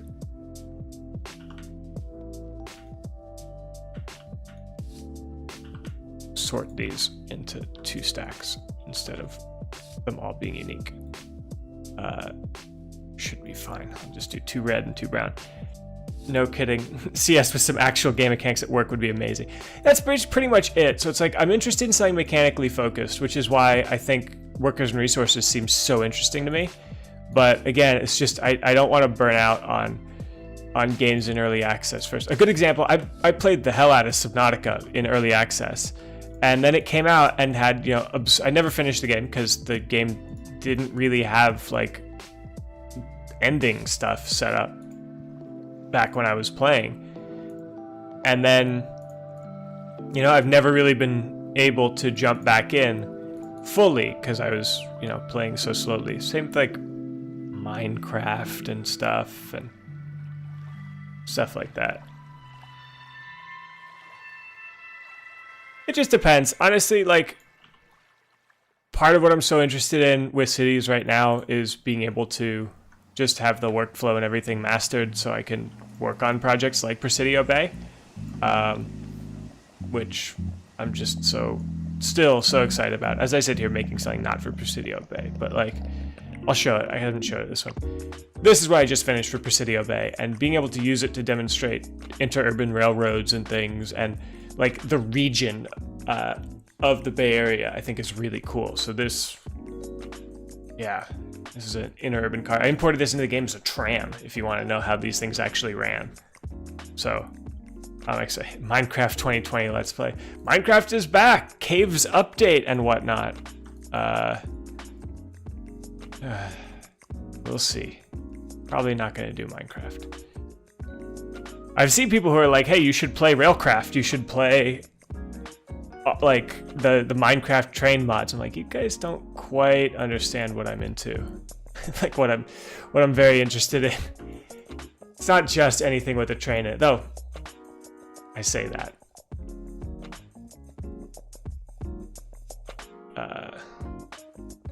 So let me get these guys cut. Oops. Cut, and now I can unfold, unfold. Just get to unfolding a whole bunch. Yeah, hardcore. So we'll see.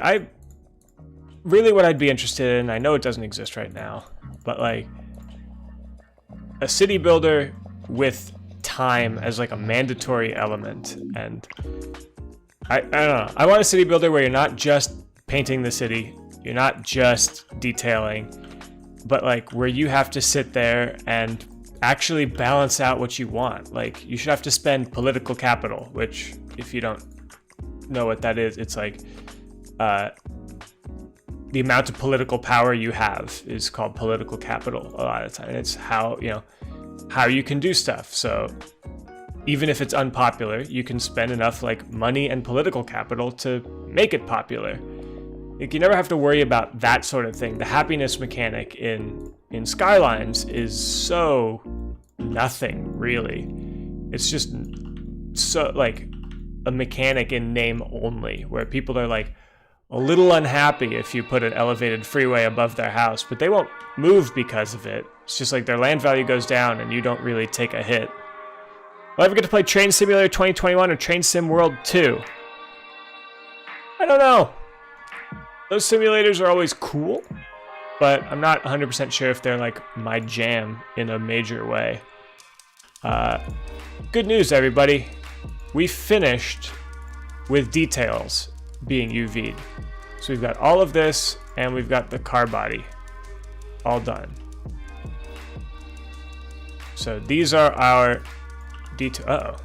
Almost everything. What did I miss? Aha! A ladder. But almost all the details and things done there. City Skylines plus Team Fortress 2. Oh, Transport Fever 2. Sorry.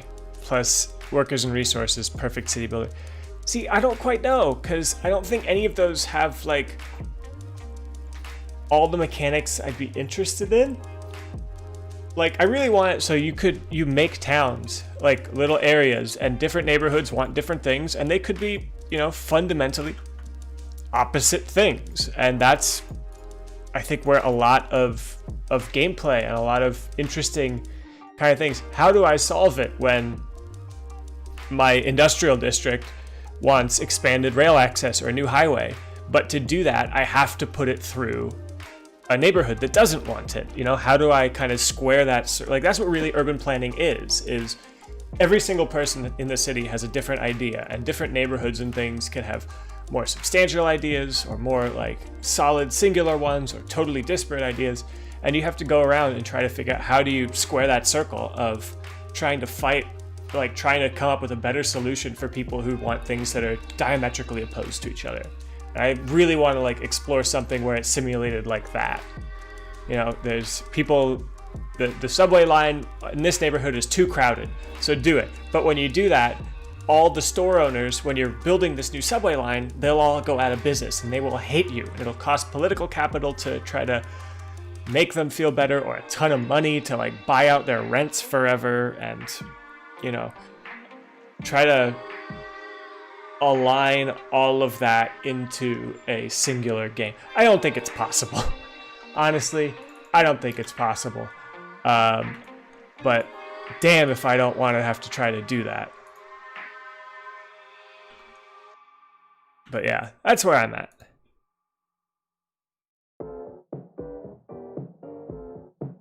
Classic Paradox DLC creep.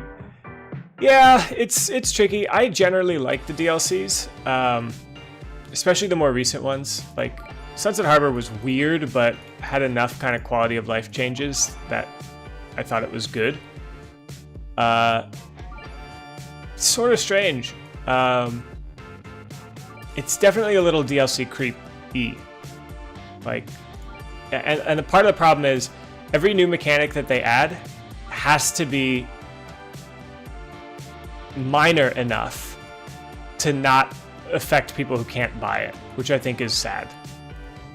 You know, I think it's unfortunate, I guess, how you can't actually have introduce new mechanics that totally change how the game is played. Like industries, when that came in, the fact you could still just like zone industries and they work is really weird. Like you should have to actually You know, the fact that you can place a normal college,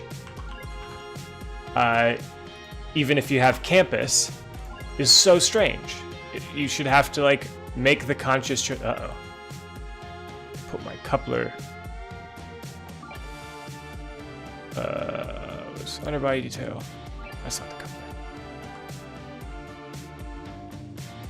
But, like, I wish they could commit to be like, okay, great. When you have this on, it is a different game. Like, it is substantially different. Here are substantial differences. And they haven't done that so far. So, we'll see.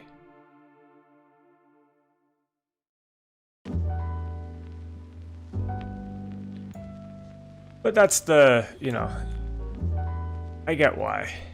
But I don't know. It's so weird. It's like the stuff that comes in the free updates is honestly a little more exciting to me than the paid stuff.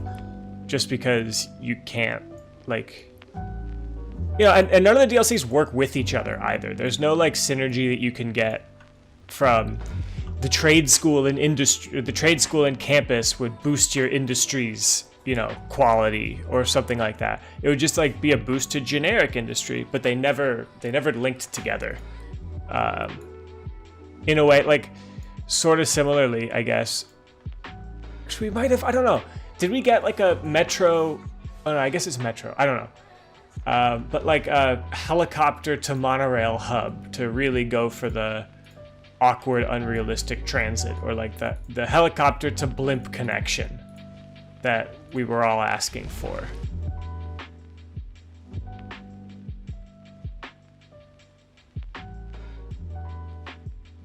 But like they just never really worked with each other.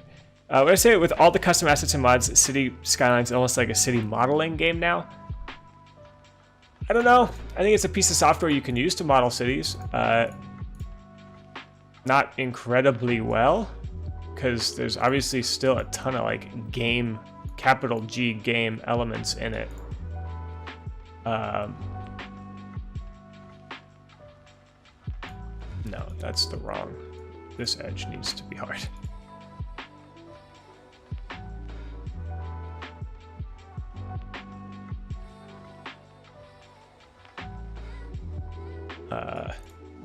So right now, if you're wondering, I am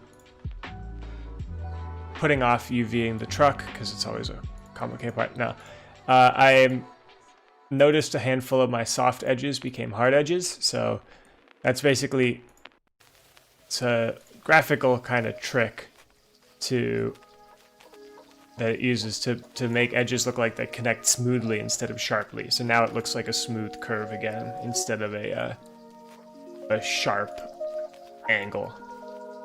So now the roof looks nice and curved. Cool. All right, time for the trucks. I gotta stop screwing around because I gotta go at 6. Bargov, thanks so much. Really appreciate the $5. I will grab a drink of water. I've been like looking over. I've got a glass in the other room and I need to get water soon. So thank you so much. We need a heli blimp station now.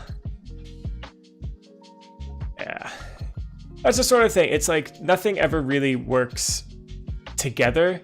And that's kind of, in many ways, just completely antithetical to how real cities work, or at least how kind of I experience, and I know a lot of people experience real cities, is that everything works together in some way.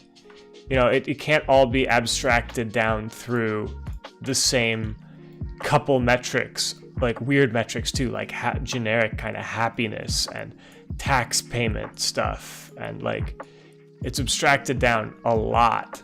But yeah, can't wait to subscribe to this train. Yeah, Mr. Mason, I apologize a little bit. I remember a long time ago we'd talked at some point. I think it's when we came and first met in Prospect Park, but I remember saying, like, I'll stick with modern ones if you do classic ones, but I just woke up this morning and I thought, you know what? Today I'd like to do the R9. So I'm stepping on your turf a little here from the old gentleman's agreement. But yeah, it's turning out well. I'll send you the source if you want to do 80s graffitied up version.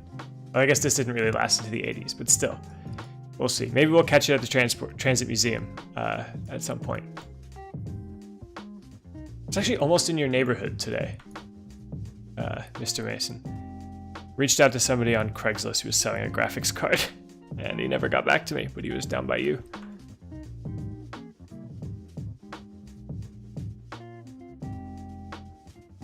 Alright. So, trucks. The fun part. Problem is that managing in real estate actually takes a bunch of people working full time. Definitely. And I think that is a big part of it, is like, you got to figure out what's actually fun for the mayor to do. Mayor in quotes here. This city builder game mayor.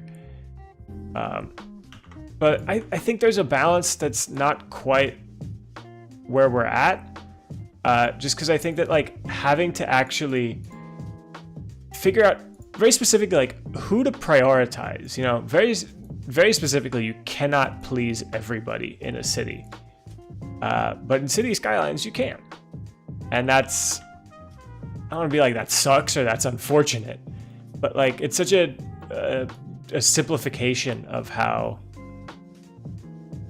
cities are, you know, where absolutely you cannot have everybody happy all the time. Some people will love something and some people will hate something, and you need to figure out what the best option is to do it. A great example of what I would think would be an interesting gameplay scenario. I'm not a game producer, but like here in New York, a neighborhood called Sunset Park used to be more industrial, now isn't. But wait, what the hell? These not symmetrical anymore? Or did they just fall off of snapping? Okay, thank God. Oh, I missed grabbing a face.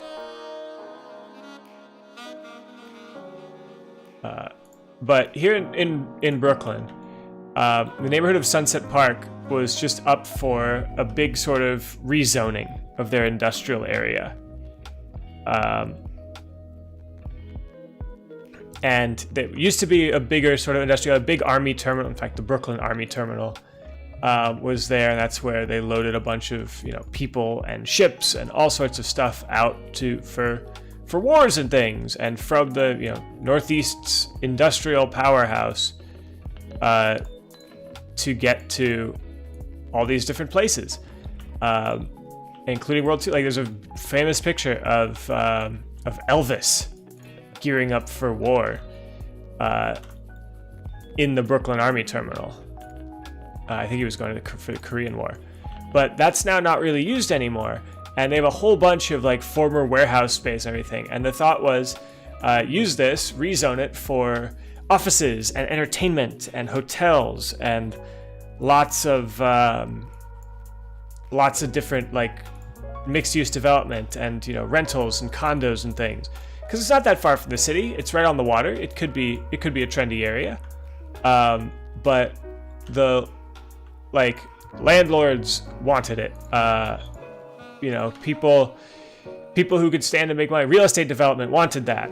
The people living there didn't, and didn't like the idea and didn't want that much change. They thought they would be gentrified out of the neighborhood, and eventually they gave up on the plan, which I think is a mixed bag. I'm not a big fan of turning everything over to private development like that with so little, with very little oversight. But those sorts of things, and trying to figure out, what do I do when, you know, my population wants something, the developers want something else? Can I make it work? Will it have to fall through, etc., etc.? I think that's interesting, and would be an interesting place for a city builder to go. So he says a pandemic option. That would be pretty funny, though a little too close to home. But that's, you know, that's be another thing. Like, cities have booms and busts, and that doesn't really happen in City Skylines, with the exception of like the death waves, which are kind of unintentional and not great game design. But like a real city would have booms and busts like that, with with politics, with the way, like, there should be, as you play, you know, sometimes when you're playing, that people just really stop liking cities, which sounds kind of bizarre, right? But like, where people really want to suburbanize, like in the 1960s and 70s, and you have to figure out, I'm the leader of a city, how do I deal with this? How do I figure out how to run my city while respecting it? Do I downzone? Do I say, okay, it's going to happen? Do I upzone and try to bring a bunch of amenities to the city with a dwindling budget? You know, and like, that's where I really think a lot of the smart, the more in-depth and more interesting gameplay can come from a city builder, is the management. And like, do I downzone, right? Do I, if people want to live more suburban, in like more suburban ways, do I say, okay, sure, here's what we'll do. We'll take areas like, even in New York, there's some areas in like far-flung Queens and everything, or Staten Island, that feel much more suburban. And do you kind of allow that to happen? Do I beef up, you know, commuter rail and rapid transit when that happens to try to help people? Wealth zoning, absolutely. Old game on the Wii where people's faces get red and yell, I want a grocery store. But like, you know, how much do you leave to private development versus public? And again, this is way too complicated for it to ever be anything that anybody would remotely think is fun, which is the problem. You know, this does not, hopefully you guys think like, oh, that sounds like an interesting piece of software, and not like, wow, that's a fun game. Because if your thought is, wow, that's a fun game, that's worrying to me. And it's worrying that I've built an audience that would think, wow, that's a fun game, for this like bureaucratic hell simulator where literally the whole point of the game is you cannot make everybody happy and you cannot win. But in terms of something that could help educate people as to real urban challenges and things, that's what I'm interested in seeing, and who knows, maybe someday even making. Cool. We'll see. Sorry, just calling my phone.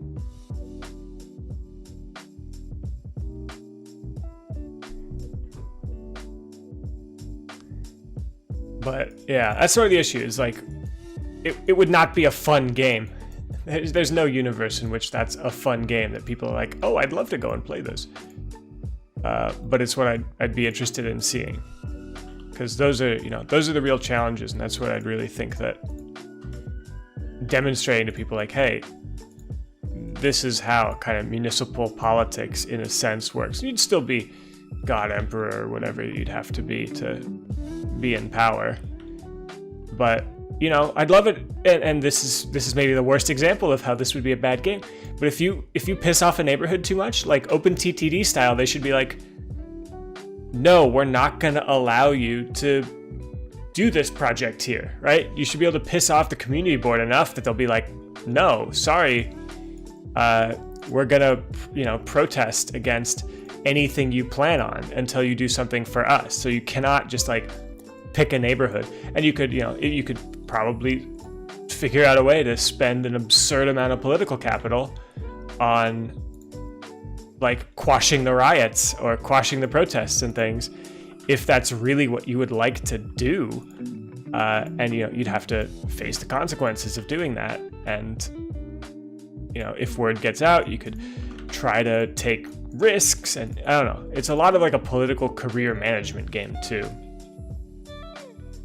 But specifically with how you manage the city. Right? I mean, a lot of this comes from like stories of reading. When they built BART, Berkeley was like, oh, hell no, you're not going to build a tunnel, or you're not going to build an elevated line through here. And they ended up raising the money to tunnel BART themselves, municipally. Because BART's like, ooh, we have to tunnel. We cannot afford not to. And that's, I don't know, I think that's super interesting. Like, that sort of dynamic, and trying to figure out if there'd be a way to recreate that in a game. This was a mistake. Excuse me.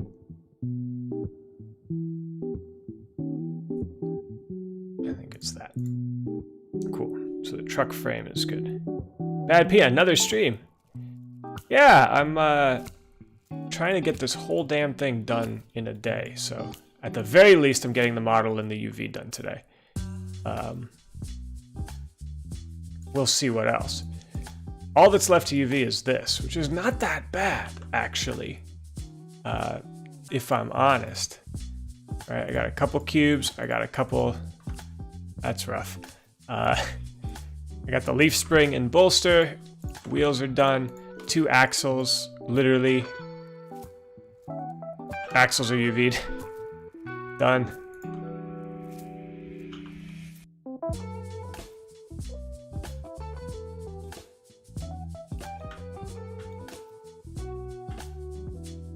Just tuck those in here. Leaf spring and the bolster I can do pretty easily. It's just going to be 2, 3, 4, and then 2, 3, 4. These guys get projected from Z. We'll unfold it and we'll set it. Great. Stick it down there. 1, 2. You guys get projected from X. Unfold, set. You can go down here as well. Just tuck that up next to the top there.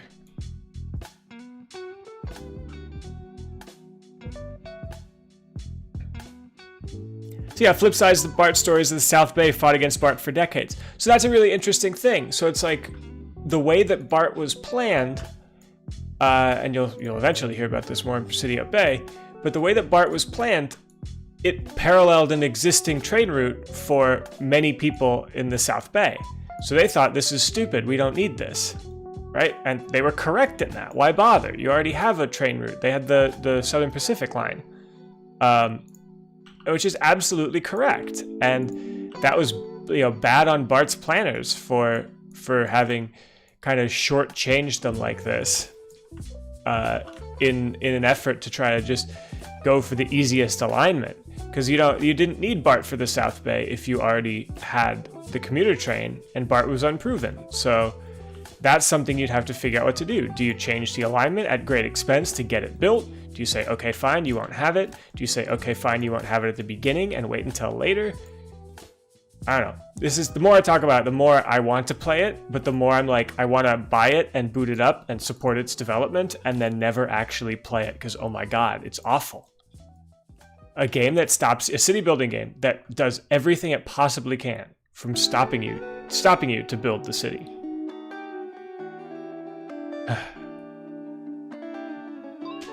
So you even think of how much neighborhoods in LA will fight metro expansion. Yeah, exactly. So like, I think that stuff's really interesting, and it's happening now still, right? They're pushing through with it and doing metro expansion, and I think hopefully everybody here thinks largely that's a good thing. Now, LA Metro is also widening a highway, which I think hopefully everybody here could say this is a bad thing. But it's all stuff to have to think about and figure out, because like the neighborhoods that want the highway expansion, probably not the neighborhoods that are going to be demolished by this highway. So you'd have to figure out and balance, what do I do? For this, what do I do to try and get this to work for me?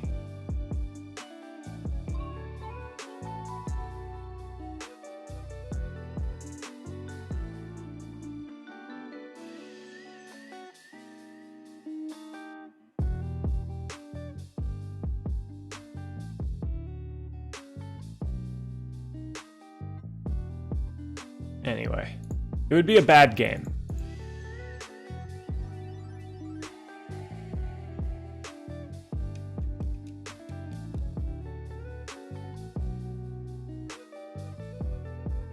But yeah, it'd be a bad game. But something that actually dove into the politics and how things actually get built in cities rather than just being like, draw it and done.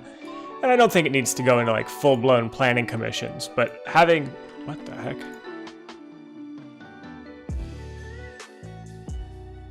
is this piece? What the heck? Set. Unfold. Unfold. Did I not cut this up right? No, I didn't. Oops. Cut. There we go. Now this should unfold.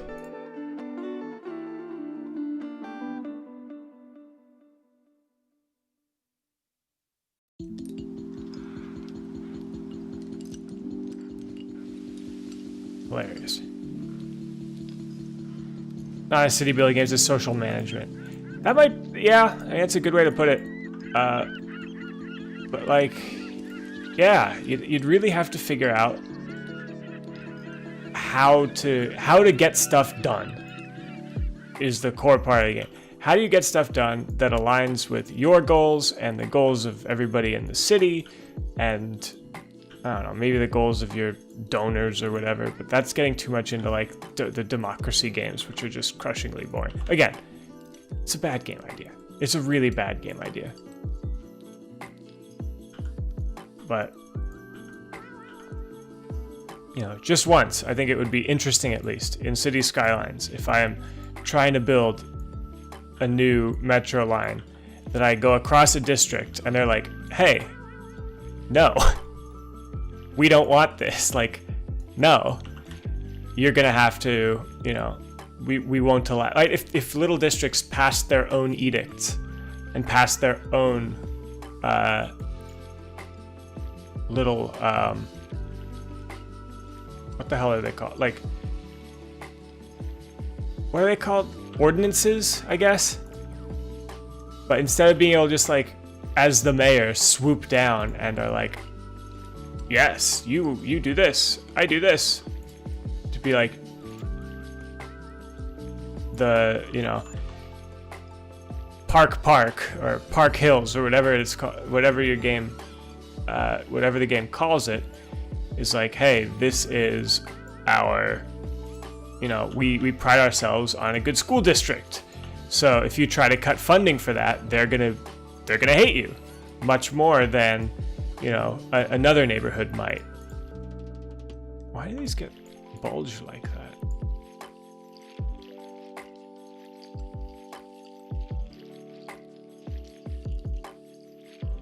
Anyway.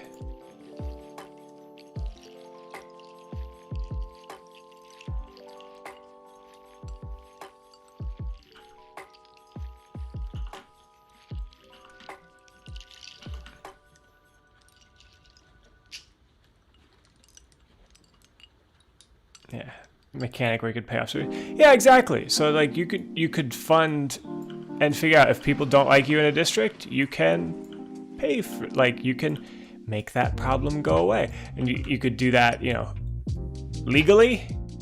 Do something that benefits them, right? They have a list of wants and needs, right? You could clean up their parks first.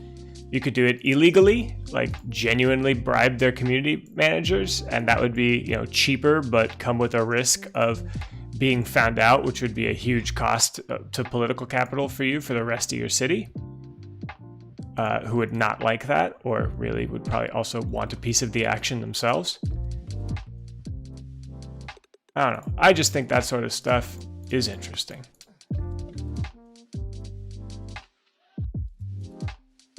Give patrons a voting role for a district and community build cities. Yeah, right? That was tried. Infrastructurists did that a long time ago. They did public YouTube votes, which I always thought was, one, ballsy. Really bold to just let YouTubers decide, or let YouTube users decide that for you. But also really cool. Unfortunately, like, there wasn't enough roleplay involved, I guess. So it was always like, what should we do with the historic site? Should we, you know, bulldoze it? Should we get them to renovate it? Should we get them to renovate it for nothing? Should we get them to renovate it? Or should we like preserve it and they will build a brand new skyscraper next door? And everyone's like, oh, the skyscraper, let's go. So, you know, it was like that. We did it, everybody. We've done it. Oh, wait. Oh, God. I thought we did it.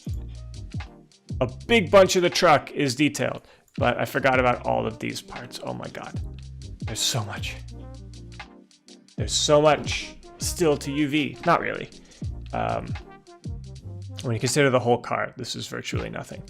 But I thought that was it. I tasted freedom.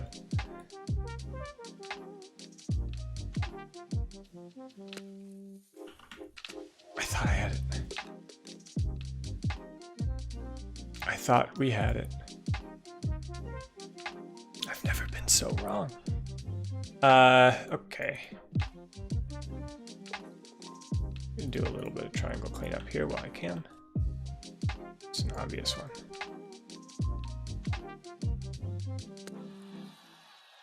Bad for topology, good for, I don't know, sanity. And back here, an edge we never ever see gets the cut. Unfold in V. You set it. Great. Immediately forget where I put that.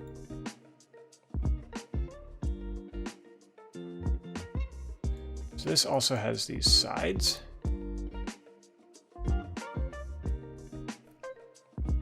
What I make of the outdoor dining boxes. I love them. I hope they stay.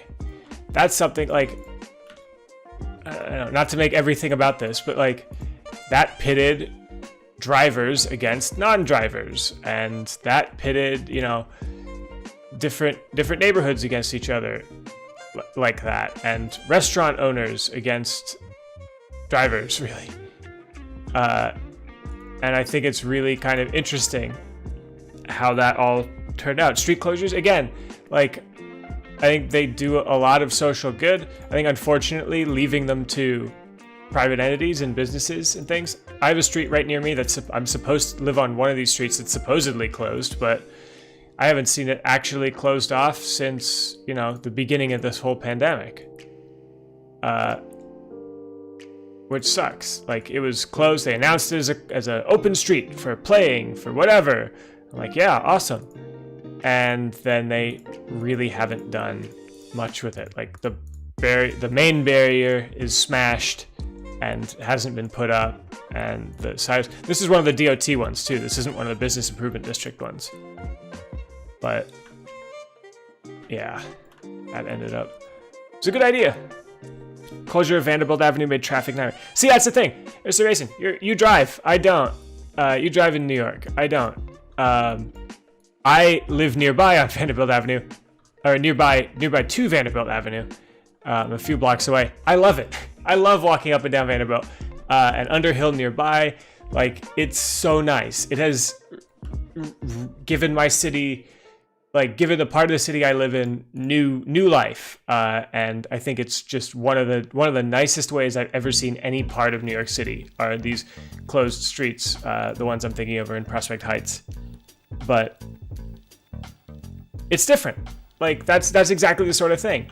Like, as a driver, Mr. Mason, to you that makes traffic a nightmare. As a business owner, well, I'm not a business owner, but like, if I was a business owner, I'd have a different opinion on it. And if I was a driver, I'd have a third opinion on it. And if I was, you know, anybody else, I'd have a fourth, fifth, and sixth opinion on it. And that's what I think would be so cool to see in a game.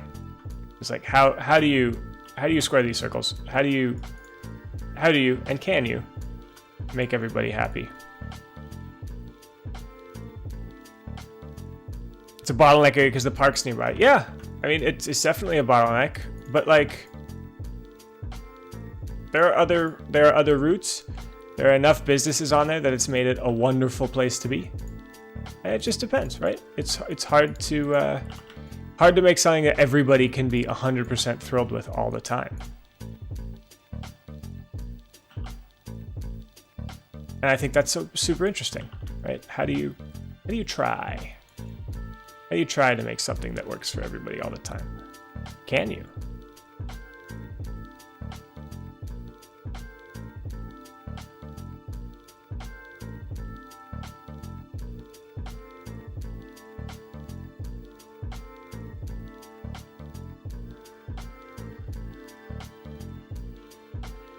Anyway, I'd say anyway, enough about that sort of game, but I could talk about this for years, genuinely.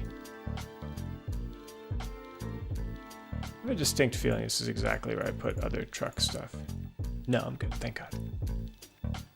All right, so we're stepping through this, we're stepping through it. We've got a few good sections.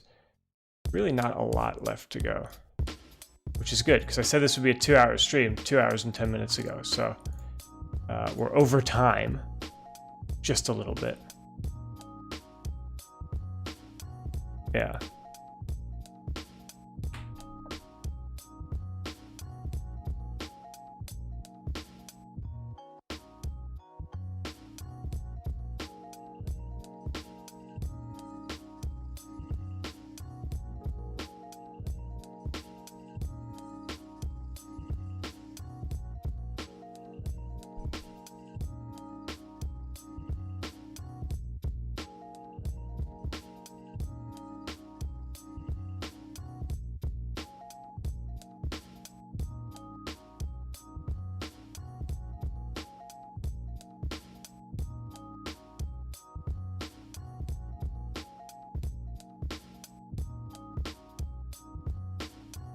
You should have a way to make metro maps for cities. We kind of do. Oops. I already cut those. I needed to unfold. We have that cities, that city map? No, city map is navigation. It's an app. What is it called? Skylines map viewer or something like that?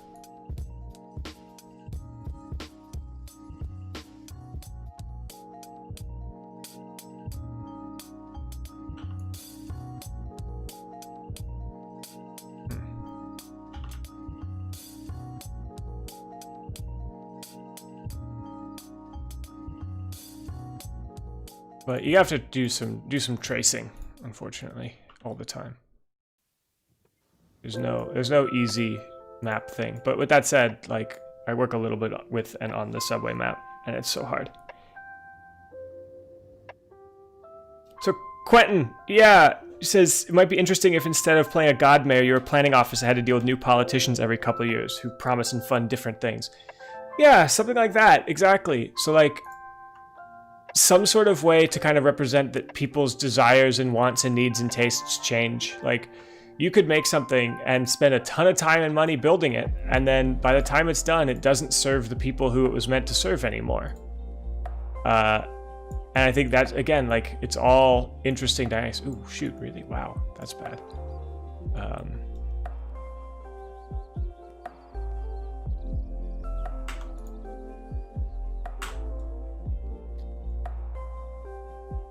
And you have to figure out kind of how to get stuff to work again.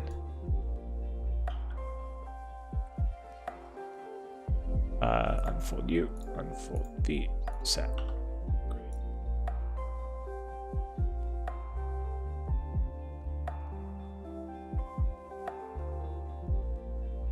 So these are just cubes. That's hilarious. But like, if I spend, you know, money in game and time building out a new downtown like civic center, or you know, transit access for a downtown neighborhood, like a big new transit hub to get them to get this like neighborhood to regional rail or something like that. But by the time I finish up, people like, you know, you would have had, there'd be the chance for tastes to change and people to want to live more suburban lifestyles. And you have to figure out, shoot, how do I deal with that? How do I use this infrastructure? Or, you know, I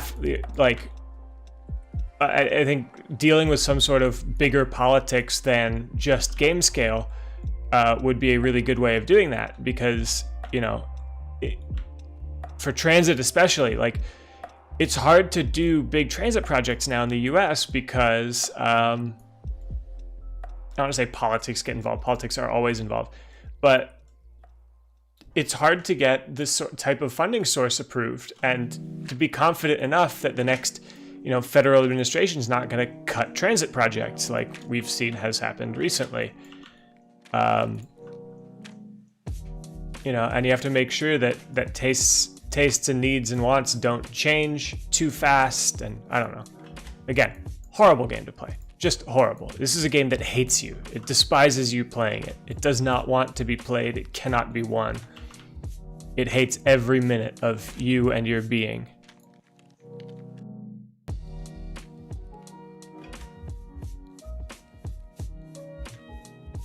Alright, so these are my bearing boxes. Oh my god, everybody. I almost cannot believe it. Set. 1. And now with the bearing boxes, grab all my edges. I don't want to cut these edges. I don't want to cut these. And I don't want to cut these. And I don't want to cut this or this. And then I'm going to cut, unfold, unfold, unfold, unfold, unfold, unfold. Okay, you can probably do B first. Yeah, it didn't quite work.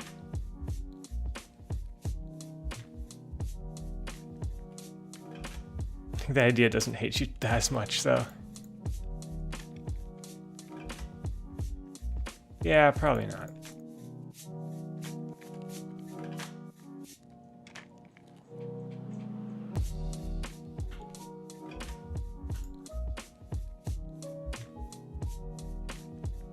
Oh shoot, that's right. I need to pick another edge to cut. Cut. There we go.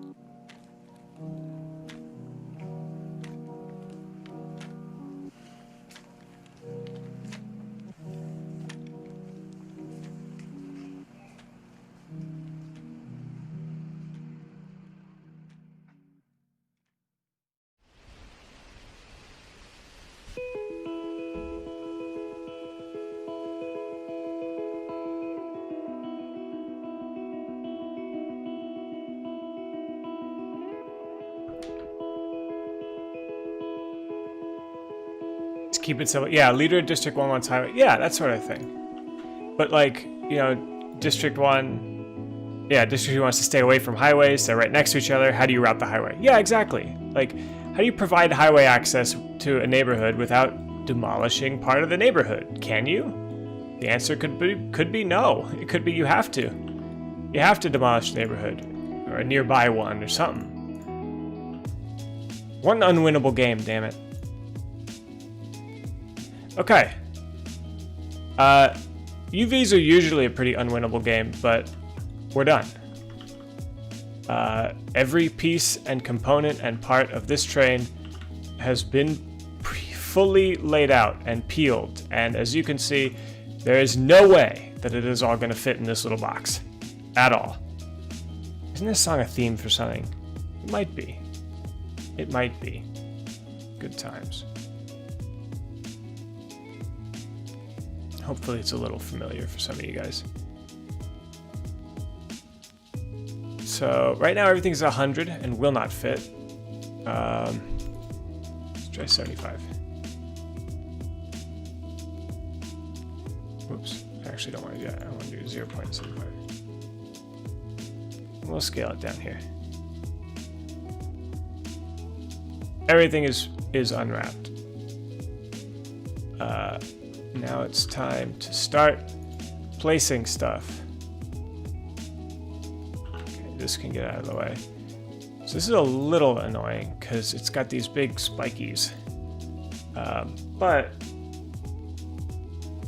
we've got kind of repetition here, right? The whole train is very symmetrical.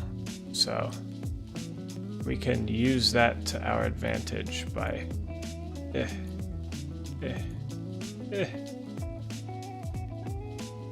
just do flip, flip. And I love doing that because it just cuts it all for me. But I actually don't want to cut it like that. So yeah, I just have to figure out the pattern that I want to cut these in. Cut. And cut you too. Cut. This is a super awkward shape. And it's not quite perfect. Ugh.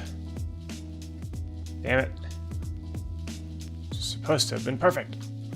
Forgot that these are all slightly different. Okay, so that's probably not going to work. The way I intended, at least.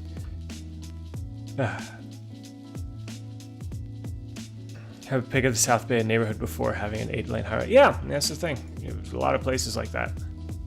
Maybe this one. So City Skylines lets you do 2x1 texture sheets, which I almost never do. Maybe this is a good time to experiment with that. A big 60-foot long car. Remember the Highway 101 and 68 interchange freeway to nowhere from the 1970s story? 101 680. I'm not actually familiar with that. I'm sure it'll come up by the time we get there in Presidio Bay. I'm honestly not the best Bay Area historian. It's part of the reason why I'm working with Interurban Era and others who, some of them literally are Bay Area historians, like most professionally.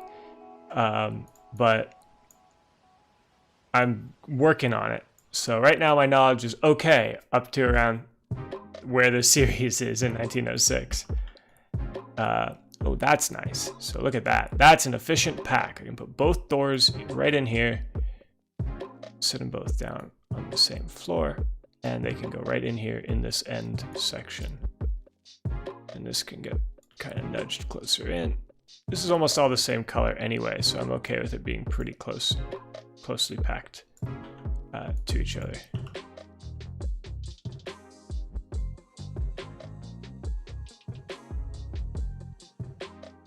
That. You can see it overhangs, so I'm going to do a 2x1 sheet here. I'm going to really just see how tight I can pack everything, and then can re-increase the size to get my 2x1. Which will be nice, and we'll see. I need to figure out my textile density. Maybe turn on some lights. It looks dark. It's not that dark in here. Actually, all my lights are on. I think it's probably just my my camera settings. Oh, Jesus. God, it does look dark. Hold on. I didn't realize it was that bad. Webcam. Properties. Wow. I just got a new webcam. Kind of a hand-me-down sort of thing.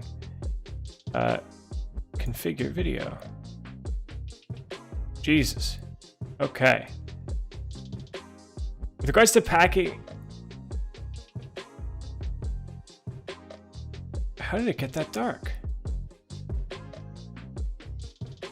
See, that's a problem. When I turn on automatic settings, it looks so terrible.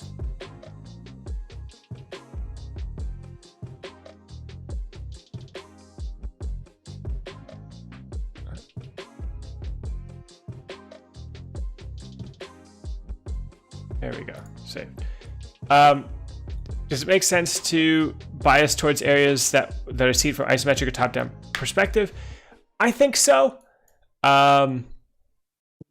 It varies. Honestly, it's hard to describe, I guess. I think so. I think it makes sense to bias towards detail people will see. I spend a lot of time texturing, especially the air conditioners for my latest subway model, which I was very happy with how they turned out, because it was, important to get that accurate. With that said, it's weird to have to bias stuff, because City Skylines is really weird, because like almost all players play it from very far away, and actual gameplay is very far away from anything else. and you don't need even remotely like this amount of detail versus model detail versus texture detail. You don't need it. For some people though, my God, do they play up close. And like for the people who really care about details and the people who are most likely to be downloading your vintage subway train or similar, up close detail like this, there's very little that is more important than up close, high fidelity, ground level detail. So it makes it tricky. It makes it a little tricky to figure out like, how do I do this best? Where do I apply my detail? I'm gonna have some space to play with later. Or I can. Let me just move everything in place first. This is a good example of why I pack stuff, or I sort of start packing pretty early. Because like this nice long, like single row, I can just do a little bit of screwing with. Like these guys can go there. And now I can kind of backfill pieces kind of. I want to be like, I can do this smartly because, you know, immediately it's turning out not quite to fit. But I can take components that are similar to each other, and because I know they're already packed okay, I can kind of futz with them and get them packed nicely all together. Just like these guys, I can stack these two on top of each other. Stick them up here, and then the battery box piece can go down. Yeah, it leaves kind of a big gap there, but I'll find something for that gap. Maybe I will actually put that over here. So this layout part, this part of the UV process is actually a little fun. Kind of putting together a puzzle where every answer is right, but some answers are more right than others. That's okay. There's some space up there. Just like this, my third rail shoe. So these can all get tightened in a little closer. Try to leave a decent amount of space between shells or islands or however you'd like to call them. Just to ensure a decent fidelity at lower texture resolutions, just so there's no bleed. That's good. That can come up now. There we go. So we're packing this together pretty tight, which is nice. Can I make a CTA train, please? No. I'm really kind of... My interests fizzle out pretty quickly when it's not places I've lived necessarily. And specifically like trains I've ridden on. And this might come as a shock. I've actually never been to Chicago. Sucks. I really wanted to go. I was hoping to go this year. But obviously nobody's going anywhere ever again. Well, but yeah, so I've never been to Chicago, which means I kind of have no love for those in sort of a I've just never tried kind of way. Now that's a nice fit. I'm gonna have to remember that that's where the traction motors are as opposed to anything else, but we'll see. Actually, there's no reason why those guys can't move over. No. These go there, and these come, this guy comes here. Cool, so that's everything packed, kind of poorly. I'm pretty sure there's a better way to do this. So let me see if I can do 1.3333. Scale it all up, because I think I can pack this into a 2x1 at my normal texel density. Though,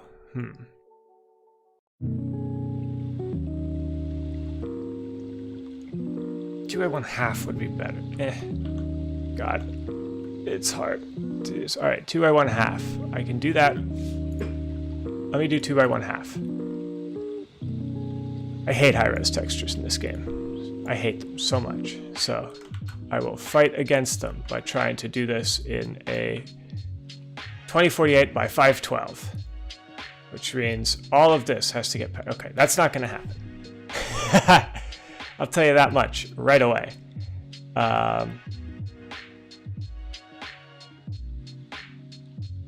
Impossible. Unless... No. Not possible. Maybe... I don't know. God. I'm too tempted. I want to try it. I try to also keep stuff in, like, semi-logical things. Alright, what if I shrink that down to be even smaller? This is the bottom of the train. It's so rare you'll see this. I'm literally just going to stick it here.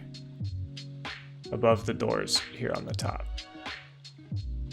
Fine. So that opens up a little more space. That makes this a little more interesting and potentially doable. God, I love that. That's nice. This can go up as well. So this is where my sort of strategy to try to roughly unpack things early sucks. No other word for it. But you can see I'm sort of having to go and reshuffle and repack and move things all in relation to each other and with where these could go. This stuff can all easily go into the door section, and it even makes sense to, because it's actually not here, you know what? Not these parts. These parts.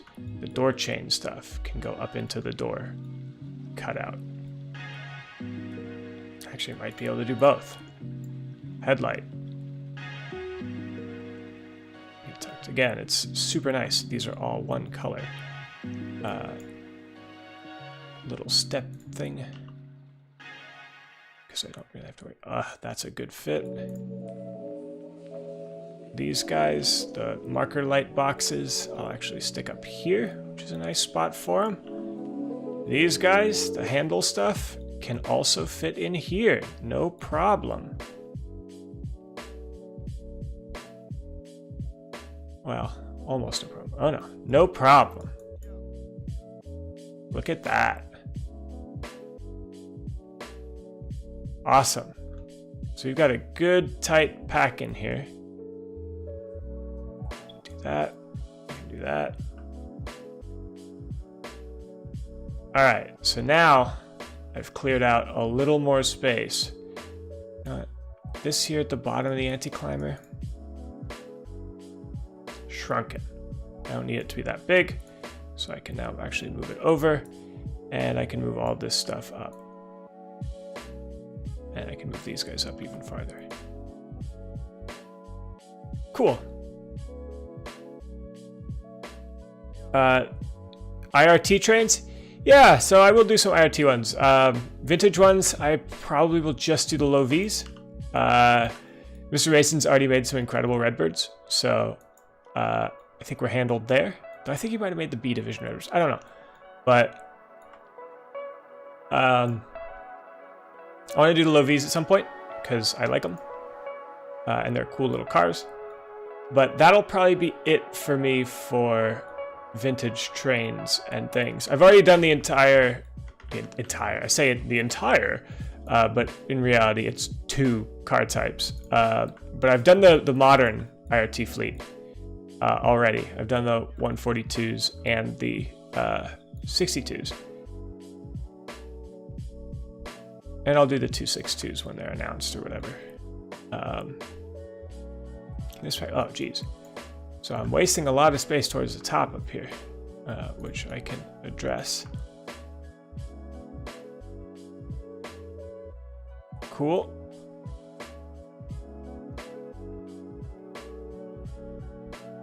It's gonna happen. I don't think I'm gonna be able to do this whole thing in a day. I think that ship has unfortunately sailed. But I think I'm going to be able to fit this into this texture sheet at this 2:1 aspect ratio. Oh yeah, for sure. I should not have said that. That's jinxing it. That's dooming myself to have this not actually work. Why did I say for sure? Why would I say that? Trucks. See that? That's why I doomed myself. All right, don't tell anybody about my crimes against textile density there. There's got to be some. Oh, there is. I can leave these full size. I just need to. All of this can move forward some, and then the bottom piece can actually move forward even more than the upper pieces. That can do that. That can come over.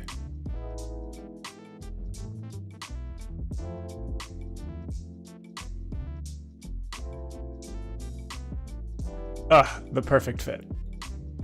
I did it. And textile density is maintained, which is good. So that rules. I can just stack these up here. Is there any chance that all of this can fit here? Yeah, actually. There's a chance, but not much more than just a chance, if I'm honest. So I can do that and that. That can come up. Oh, yes! Look at that! It's like I planned it. I didn't plan it. But it's like I did. And that can come in there. And we're packed. Everything. We have completed the UV layout. So now, if you're around from the beginning of the stream, oh man, I realized it clicked something else. At the beginning of the stream, you saw that horrific checkerboard awfulness before. And now, smooth, square, consistently sized textures, except for here. Did I shrink the wrong side? I did, okay. Let me just spin it around, because I shrunk the wrong side. And I'm gonna guess on these two? Yeah. Yep. Oops. Okay, there we go.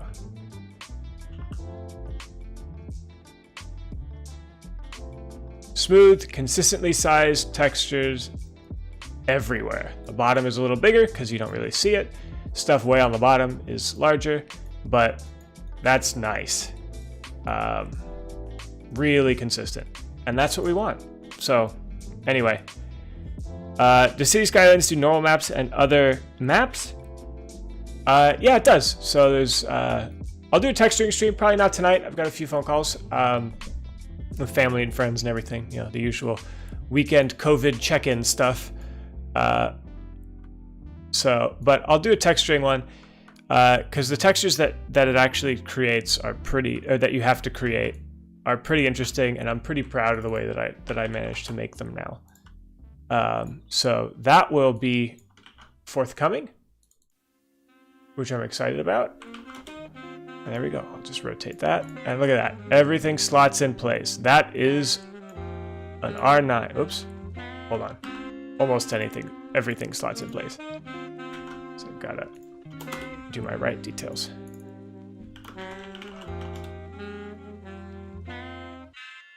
There we go. And we can see the eye-watering final triangle count of this asset. 5,500 per car. Yikes. Casper, thank you so much for the $5. Oh my god, €5. Thank you. Really appreciate it. I'm shocked that people have turned out for a UVing stream. This is the most boring part, but like, again, 2 hours or so and it's done for a really, like, a surprisingly complicated mesh.